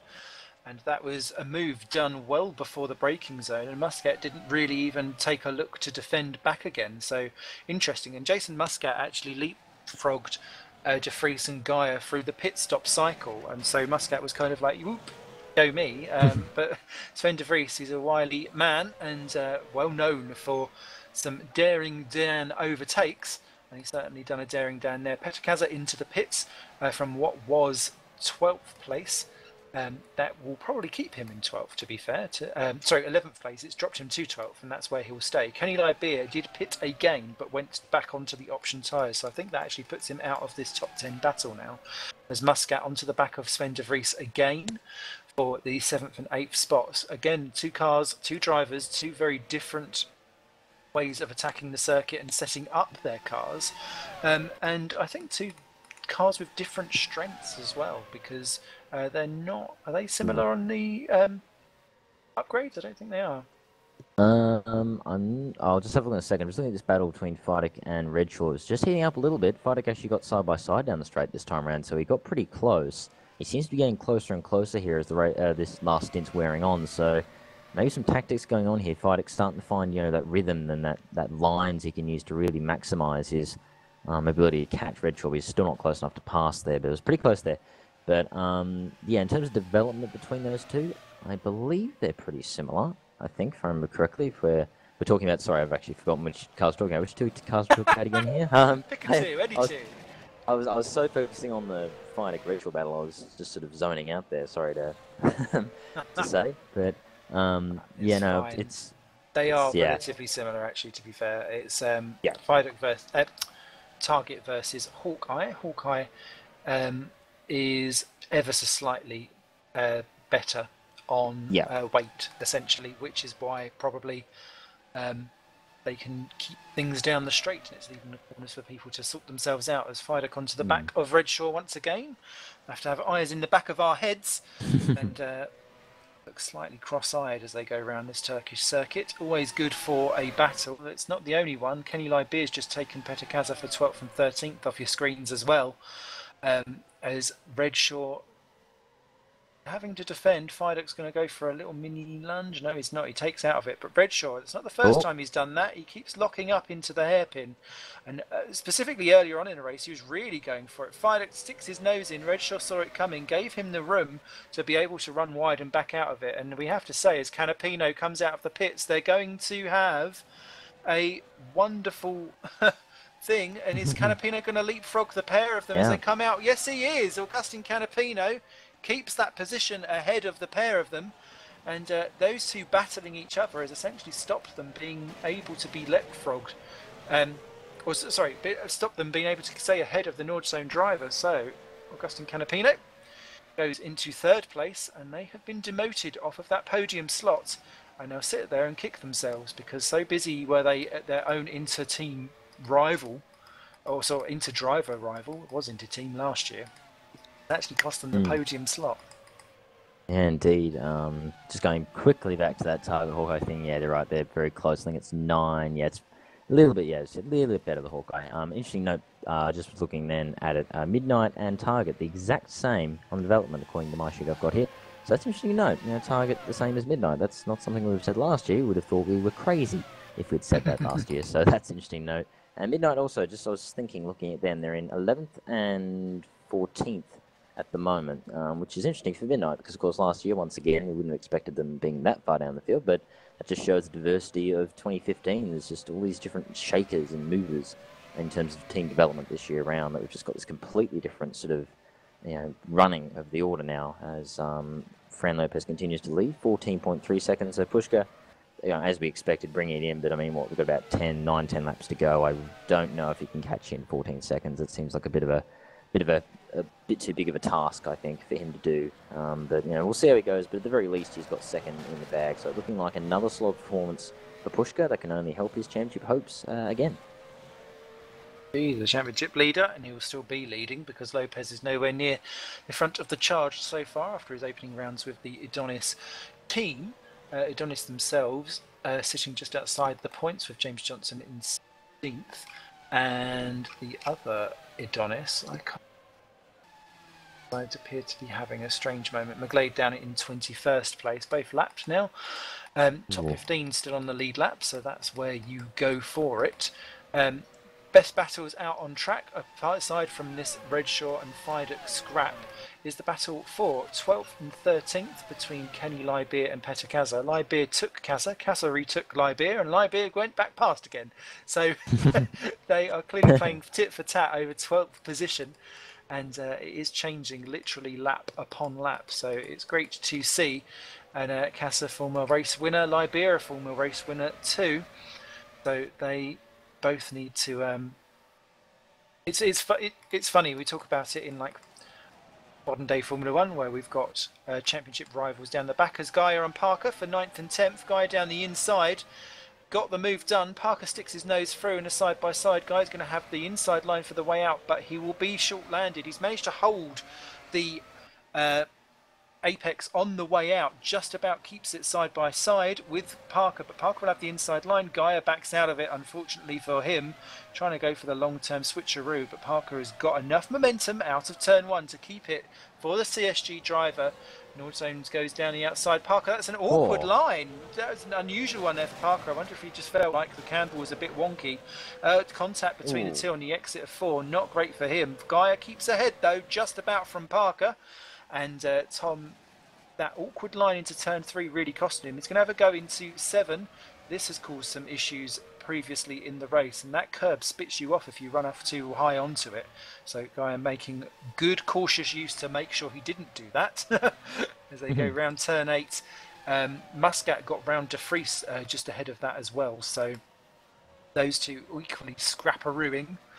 In fact, it is very much a 2x2. Redshaw stayed ahead of Fidek down at the hairpin. Muscat's going to stay ahead of De Vries because he's managed to get a good run out of the chicane for 7 and 8. So it's the 9 and 10 one that we're looking at. Parker's gone to the inside. Guy's going to have to go for a quick dash of slipstream. But Parker, ooh, you've got to be so careful with the making of the one move. And then you've got to try and define that you're then retaking your racing line or staying off the racing line and keeping of it. The minute we start becoming weavers is the minute that it all starts going a little bit titty-uppy. That's not the kind of thing that I like getting uppy. Yeah, indeed. As I've just noticed a little ago, Tommy Hagen had a little bit of a spin at the last corner. It was all on his own, no contact, just put the power a bit too soon. Randy went into the wall. Unfortunately, lost his front wing and got a puncture, so he had to limp around a whole lap without a front wing and a puncture. So he's dropped all the way down to 21st now in that Red Archer. So a bit of a shame for him. He was running quite well and down to 21st now, so it's a bit of a shame. But he isn't last. He's still there, only lap down, so he's still running though at least, so that's good for him. Bit of a shame that happened. And I want to just give a quick shout out to Red Green Stripes again. I'm trying to give him a bit of a shout out here. In 19th now, Stuart Nell actually is the lead Green Stripe in 19th, so doing right there in 19th, not too far off the points, and he's beating one Adonis and Kernov and his teammate, and of course Red Archer, but of course that was because Tommy had that spin, but you know, kudos to him to be going along there, only a lap down, so good stuff for them. Hello, look, yep, Gaia back on Parker once more, down to the hairpin. He's going to have to go defensive, Parker, yep, goes defensive. Gaia's going to have to go around the outside once more. He's looking quite feisty this time around, looking a bit closer. Is it possible he's going to hold it? Oh, but in contact there as Parker locks up mid-corner, but Gaia's going to hold it. Holds it all over on the outside, gets the move done, but Parker surely will have a better exit down to turn 1, or not really, just a bit of a compromised exit there. As, oh, hello, up in front. Look at that. Yeah, same stuff going on. Yeah, and Musk gets it done around the outside as well, yeah. Just saw it in front of the camera there as I was looking at Gaia and Parker. Oh, look at go. Sven wants to get back around the outside. He's going to hold it. Yeah, he holds it around the outside, but then if Musk can keep it, he'll have the inside, a bit of contact. Oh, Sven just goes, no, thank you. I'm going to take that line, and I don't really mind if you're there or not. I'm going to take it either way. So he keeps that position, but look at this exit again from Muscat. Looking very, very feisty here, down to the here, into the right-hander. Will he have a look? No, he holds back. So Sven holds on just through some very, very vicious defending, I guess, in a way, or very prominent defending, very authoritative defending is the word I was after. There we go. Finally found after about 4 goes. But, grab the thesaurus. Muscat straight on it as Redshaw and Canapino side by side, third and fourth position. Canapino off the track. Redshaw comes back to defend. Fiduk's in there too. It's 3, 4 and 5. Canapino not able to hold that one on his own. Reeled in then by Redshaw and Fiduk, who were busy battling each other, and let Canapino steal their podium position away, and now they want it back. And they've only got 4 laps left to do it. Lap 54 of 58 continues on. Redshaw straight onto the back of Canapino. Parker has just got back past Florian Gaia for 9th and 10th. They swapped positions earlier on. Muscat and De Vries battling for 7th and 8th. Exactly the mirror image of last time, but Muscat goes round the outside at turn 1 and makes it stick this time, and De Vries loses out into turn 2 as they go round for turn 3. 7th and 8th position, still side by side. Hawkeye versus Target Motorsports, but this time Muscat keeps that, and that's a good move, cleanly done. No closing eye defending going on there. Canapino gets it a bit wrong out of turn 8 though, and loses out to Redshaw. Redshaw has a different line into this chicane, and he's locked up, and that's going to make him no longer an aggressor but a defender. As they go round, he's going to have to really rely on getting Canapino straight line speed to keep him fished out from the back of Fiduk. He does so. Look at the way how it gets slide up onto the back like a Dyson vacuum, sucking up every little bit of air that Canapino throws his way. Round the outside goes Lewis Redshaw. Beautifully done by the CSG driver. Canapino beautifully defending one way, then the other, round the flick-flack. Out he goes. Canapino there peaking too soon on the apex as they go, weaving free wide. Redshaw, make the one move. Do not come back across. That's a bit cheeky there by Mr. Redshaw.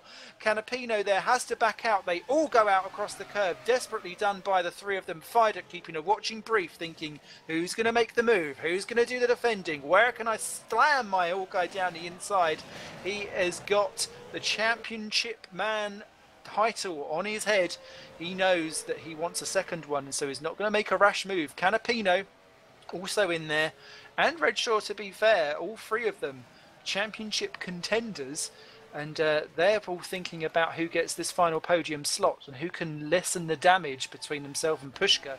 He's only going to pull away up front. There's some 16 seconds up the road. Round turn 8 they go, and Canapino again, wrong-footed. Redshaw gets the break, and he's got the best straight line speed, so he'll be able to pull away from this. And now Canapino has gone from attacker to defender. David Fiduk instantly on it. He needs to get back through if he wants to push back through on Lewis Redshaw and catch up for that podium slot. Canapino doesn't take the tight line round that kink. Fiduk does so. In doing so, catapults his Hawkeye into the braking zone. Canapino was a bit wonky, wasn't he, on the brakes there? Yeah. Fiduk stays behind round the old flicky flack, and Canapino quite rightly takes the wide line in and says, no, David, you're not going to short line my apex round that. Make it tighter on the exit. Fiduk, a little bit of a wave, but not quite doing there. 3 to go, 2 to go after this one. I'm running out.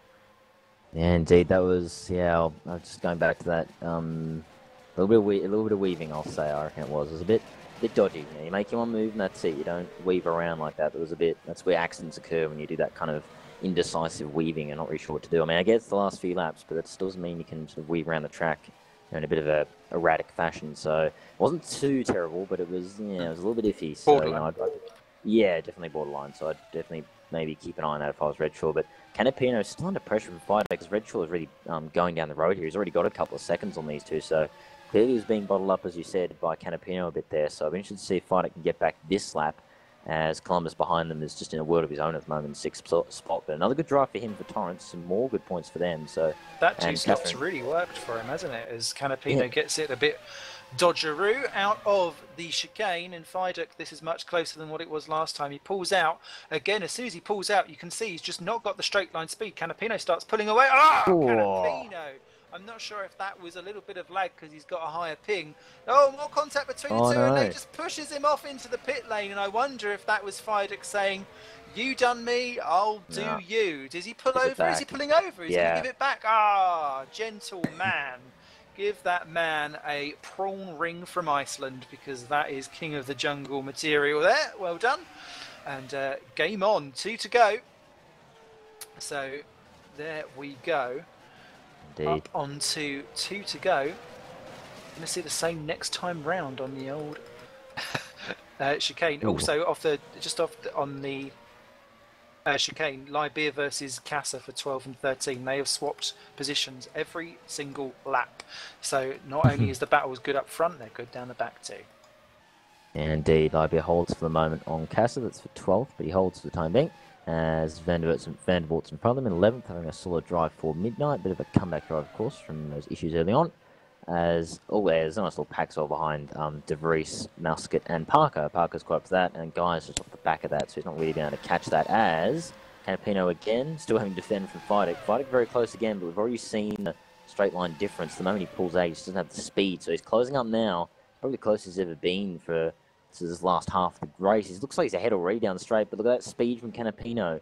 That back-end speed really coming in there. Is Fidek's going to go for switchback? Goes switchback now, then he'll go the outside again. And it's looking for that turn one move once more that we've come to expect really in this race. It's been very popular indeed as he's got a good exit. But again, we've already seen that straight line speed difference as Redshaw's going down the road big time now as these two fight. But major defensive move from Canapino. He's going to go around the outside. Oh, look at that, round the outside. Oh, a bit of contact. Oh, Canapino's going to try and hold it, but yep, Fidek just goes, no, I'll take that line, thank you. And I don't mind if I do take that 4th spot. And it looks like he's got him. Yeah, it looks like he's got him secured. Very good move there from Fidek. Very brave. Looked like he really went late on the brakes down to turn 1. Was very, very committed there to making that move. So very impressive stuff from Fidek. Really showing, again, as we've seen already multiple times, one of the reasons why he won that championship last year. So very impressive stuff from him. He now moves to 4th. Definitely is. Now. We flop on to the final couple of corners, and it is Fran Lopez. His Fidek's issue will be coming down that straight if he's going to have one at all. But Fran Lopez, we've barely seen him at all. He's been hidden away, having a fantastic race. But Fran Lopez wins the Turkish Grand Prix and takes his maiden victory in GPVWC Superleague. A superb lights to flag victory. Had enough of an advantage on his final stop to come out and swan across the line. Beautifully done for Fran. Second place is our championship leader, Philip Pushka for Vodball. Third will be Lewis Redshaw for CSG. And who's 4 and 5? Fidek round the outside. He's going to be pushed into the pit lane. As Canapino says, no, you tried that last time, mate, and it ain't coming through. And Augustine Canapino putting his real-life driving expertise to the forte. And, come on, post-race conduct, mates. Yeah. And, in fact, they've calmed it doing. But Canapino, yeah, he's doing the old chop across his fighter. I don't know who's happiest or least happiest at that one. But Canapino, using his real-life racing skills to prowess there to take 4th position ahead of David Fidek down to 5th for Hawkeye. That's his lowest finishing position, I think, all year. Mindegas Columbus, 6th there for Torrent. A beautiful drive for him, making a 2-stopper work. And maybe making others wonder why they didn't follow suit. Sven de Vries, 7th for Target. Rounding off a good day for him. Tom Parker, 8th for CSG. That's higher than what he said that he was imagining would happen this race. Jason Muscat, a great return for him. 9th in the Hawkeye. Surely solidifying his claim to that seat in a full-time basis now that Gergo Baldi is off racing in real life in this world. So we wish Gergo the very best, actually, for that. 10th, Florian Gaia, a good run in the North Zone. 11th, Tom van der Voort for Midnight Motorsports. 12th, Kenny Libia for Nijo, points for him. 13th, Peter Kaza in the second Torrent. 14th, Alex Cooper did score there in the Midnight, but only the 2 points this evening. And Mikatu Mala makes it a double score for Nijo, and that is the first time that has happened this season, that both drivers have scored. And in fact, Libia's 12th is the highest Anijo has finished this season. They were all on the lead lap. Then 1 lap down, James Johnson just missing out on points in 16th position, so we clearly cursed that, as we did with Roy Schroten in 17th for Woods. So commentators, we high-five ourselves. Yep. Kieran Ryan, 18th there in the Phoenix, 2 not scoring. Lewis McGlade, much more competitive drive from him, 19th in the second of the Adonises. Dewald Nell, 1 lap down in 20th for Green Stripes. I think he'll be pretty pleased with that one, because that's the first time he's really been able to show competitive driving with the rest of the field and show us what he's made of. Tommy Hagan, 21st in the second of the Red Archers, 1 lap down. And not a bad return, but the problem we've seen with Tommy Hagen in that second Red Archer is that when he has been driving it, he only ever scores in the lower end of the points, when his teammate quite often has been battling in the top 6, so he needs to look at raising his game quite quickly in that second Red Archer. 2 laps down then, Ben Horrell in the green stripes was running better earlier on, but had some issues, and Mark Wicks, the final runner and rider to get home in the Kernow, 2 laps down. Your retirements: Tim Straub crashed out, Mikko Jakinen spun off, Bart de Vos got clouted and went out, Menno Klont was a disconnection, and Jordan Weeks in that awful tag team teammate turbo down at the chicane, where he was very unlucky, and he did tweet us hashtag why always me, but I'm sure he will get his just rewards at a later point. How is that for you, Mr. Hinds? That was really good. That was interesting. Very, very interesting. That start was some of the most action-packed I've seen in sim racing period, honestly. Certainly Super League. That was very, very feisty stuff, really. I mean, they were really going for, of course, 4 wide down the straight into the hairpin was just brave stuff in any form of racing, let's be honest. So, yeah, it was very interesting to see. And, yeah, just, Fran, very dominant performance from him, finally sort of solidifying what we already sort of were expecting with his pace, showing that consistency finally is coming through, which is good to see. And, of course, Pushku, drive from him, more points for him, so that only helps his championship. And I thought Redshaw, very good drive from him to get that podium for CSG in a car that's, it's not awfully developed, but it's certainly not the dominant car that they had last year. So good stuff to him, and good stuff for Nijo too, to get double points for them. That's really good for them to have. So yeah, that's sort of my observations from this. I don't know if he's there, but Quentin Plain, our cameraman extraordinaire, who is providing with you all the pixelated filth during that. What is it from the cameraman's eye view there? Good racing for you? For me, it was a brilliant race to watch. I loved that Fran Lopez, he pretty much put in a very good performance, finishing 10 seconds up the road from Philip Pushka. And then we had battles all over the place through the whole race. It was a great race to watch from everyone. And I echo that with all of my echoing abilities, which depend on the type of hall and room that I am in. So let's grab our top 3 in for an old intimate review and see how we were getting on. Oh, actually, we've got... Oh, I'm dragging people into the wrong room. That would be helpful. Sorry there, Lewis. I dragged you into somewhere where you should never go. I thought, who's this? Meet your new friends. Are there dancing girls in the green room or not? I don't think you'd want to be dancing with girls called Kenneth and David. No, maybe not. Maybe I should test that theory out for you and get back to you. Although I'd probably be, well, actually, they'd probably be limping by the end of it, as if they'd smacked a barrier somewhere along the line. In fact, actually, let's be inclusive and joyous and drag them all in, whether they like it or not. So let's start off with. We don't have our. Where's the winners? Oh, he's avoided us. Well, Fran Japani, you can come along and we shall have a celebratory takeaway bingo for you at a later point. Let's start off then with our second placed man, Filip Pushka, who drove another stonking race and keeps his championship advantage very much intact. How was that for you, especially around the early laps, because it was all kinds of feisty? Yeah, I was pretty frustrated, obviously, not to get by Luis, because I was quite a bit faster at that stage, but yeah, what are you gonna do? I can't just run him off the road. I have to overtake him at some point, but I managed it at some lap after 5-6 laps, I think. And yeah, from there on, I knew it was very, very difficult to catch Fran at all. I tried to do something different in strategy, because I knew if I had done the same strategy as him, I would have no chance, basically. So I tried something different. Didn't really work out, but didn't really matter at all, because I was in a secure second position. And yeah, that was it, basically. Indeed, and I'm pretty sure it's pretty much answered it there, but just with that prime run, we did notice it was a bit short comparatively compared to how long you ran the options. Was that a strategic call, I assume, judging from how you were just talking then? Yeah, I'm really struggling to get the hard tires working. I'm maybe 2-3 tenths slower than the other guys compared to pace wise. But yeah, I try to run the harder tire 2-3 laps shorter than I would have normally had to do because of the last longer stint. But yeah, as I said, maybe I gained, maybe I lost some seconds with that strategy, but didn't really make any difference at all.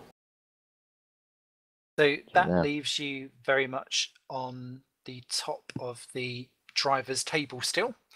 We've got Monaco coming up. What's your strategy there? Get out in front and hope and pray? Or do you think that Monaco will be something that will not suit you so well? Well, normally it suits me well, but if I can't improve my starts, it will be very, very tough to get on the podium, because if you get stuck behind someone, you basically can't overtake them. It's basically done. So I need to improve my starts, not to lose any positions anymore. Get pole and run away with the victory. That's the plan. But yeah, podium obviously is a target for every race. Yoink, yoink, yoink. Thank you very much, Philip. That's for your sake at least. Let's hope that you can yoink away with that.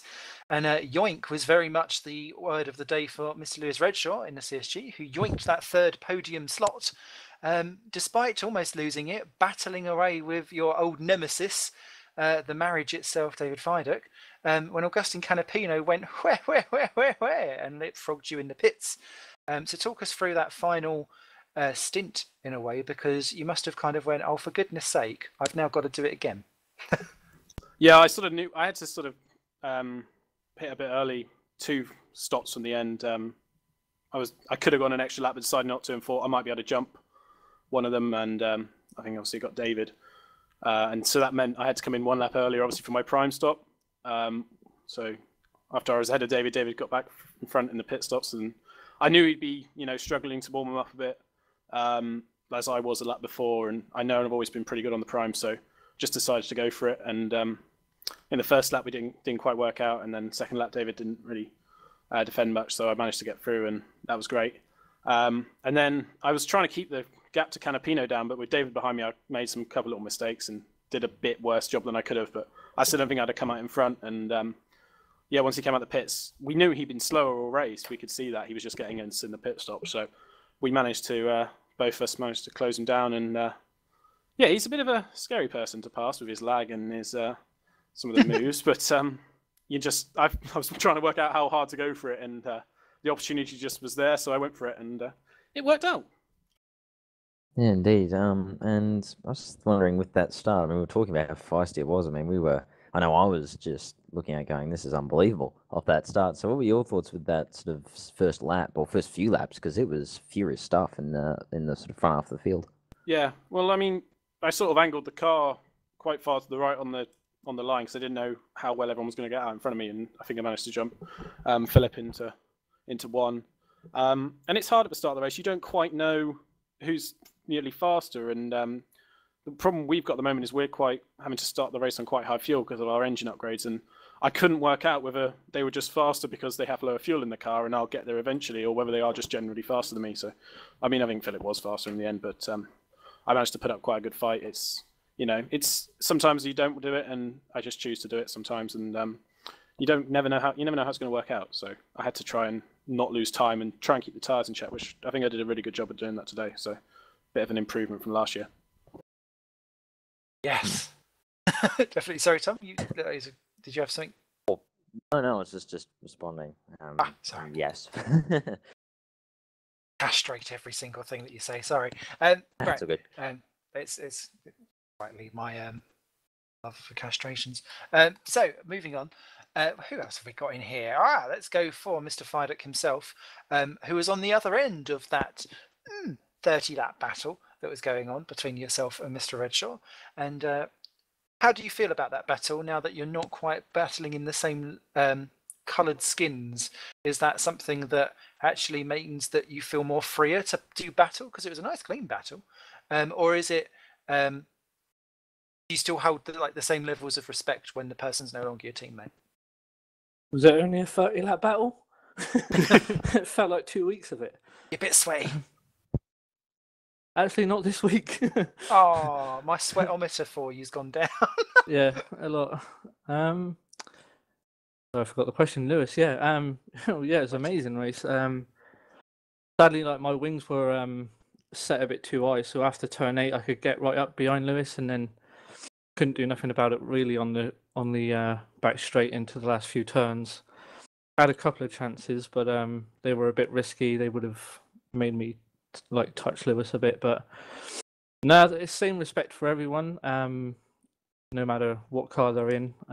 With Lewis, racing him all last season, I knew he was a clean, fair racer, so I knew what I could and couldn't do against him. So it was, felt really exciting. I hope it looked good on stream, but yeah, there's a never coloured car I'm kind of annoyed with at the minute.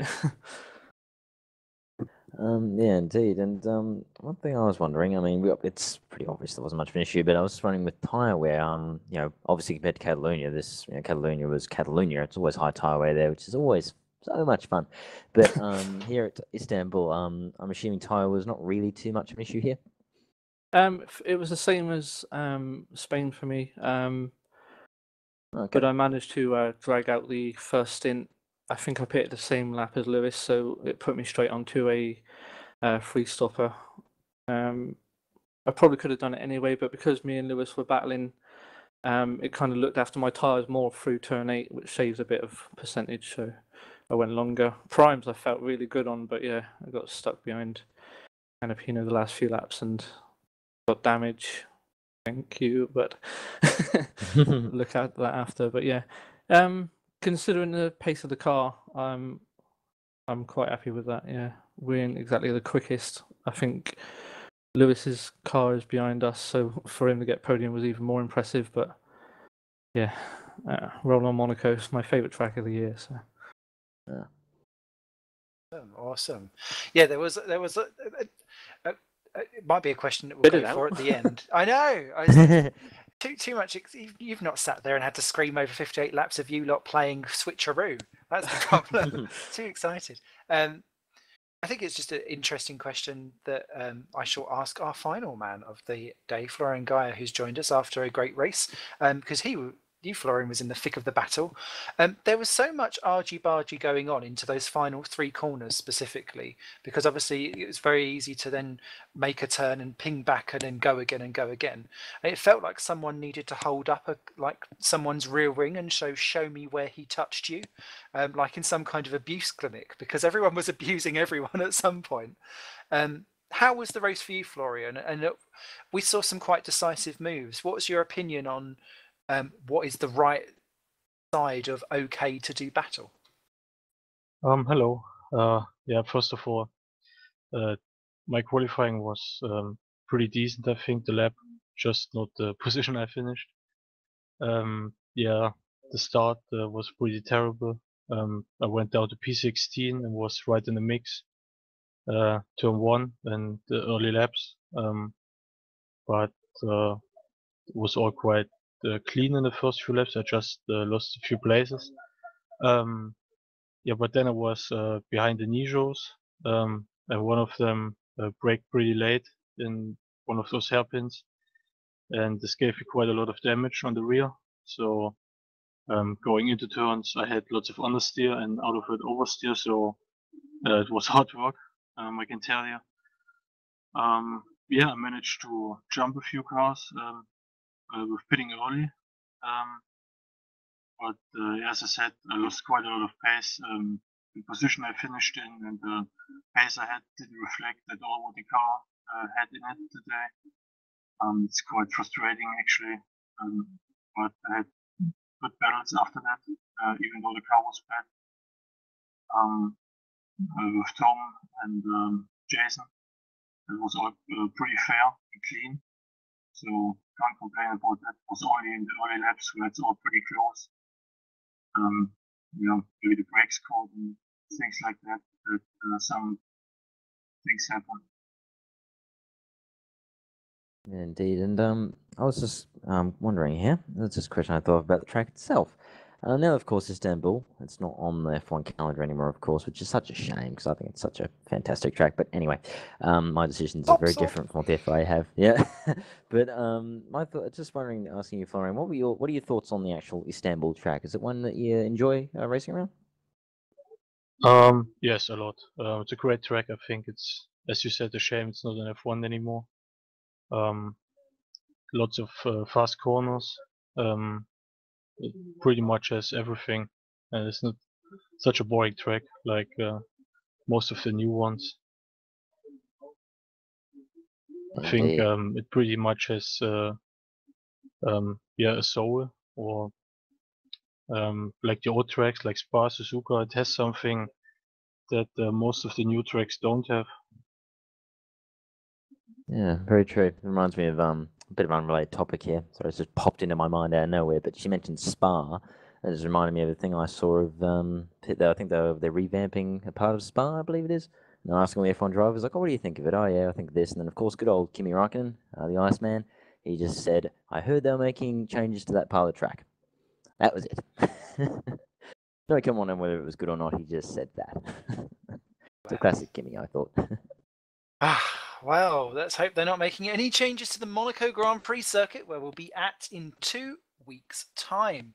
Don't forget, you can join in on all of the action on the Tuesdays of Formula Challenged, especially around that circuit. Wednesday at Super Cup, and then the Super League itself on the Thursday, where myself, Quentin Plain, and Thomas Hinds will be taking you, probably kicking and screaming through the action, and probably doing shots for crashes. So expect no attempt of any kind of professionalism by the end of that. And of course, speaking of professionalism, International Touring Cars is kicking off on Monday as well, and there'll be none of that in that broadcast at all. But I look forward to seeing you all on Monday, 8 o'clock Greenwich Mean Time, where you'll see some familiar faces out there in tin top cars. So, final words, Mr. Hinds, before we sign off? Well, I'll just say it was a great race. Very, very entertaining to watch. It was, yeah, just very, very interesting to see the battles that happened. I mean, mostly clean. I mean, there was a few, obviously, little sort of bits of contact and stuff. That's going to happen no matter what happens in racing. It always happens, a bit of contact. But all in all, I thought, yeah, just great race. Really, really entertaining to watch. And, you know, good for Fran to get his first win in Super League. A very dominant win. And certainly, I think that is a statement right there in and of itself. It's certainly something to look out for the rest of the season. Good stuff from Philip to continue his championship aspirations, and Redshaw getting that podium for CSG. And as I said before, Nijo getting double points. I think that's very good for them. And also good on Green Stripes for getting another good couple of finishes there in a car that, as we've already said, is woefully underdeveloped. So good stuff from them. Yes, and I think my thoughts of that race is glad I bought a change of underwear, because that was shit hot.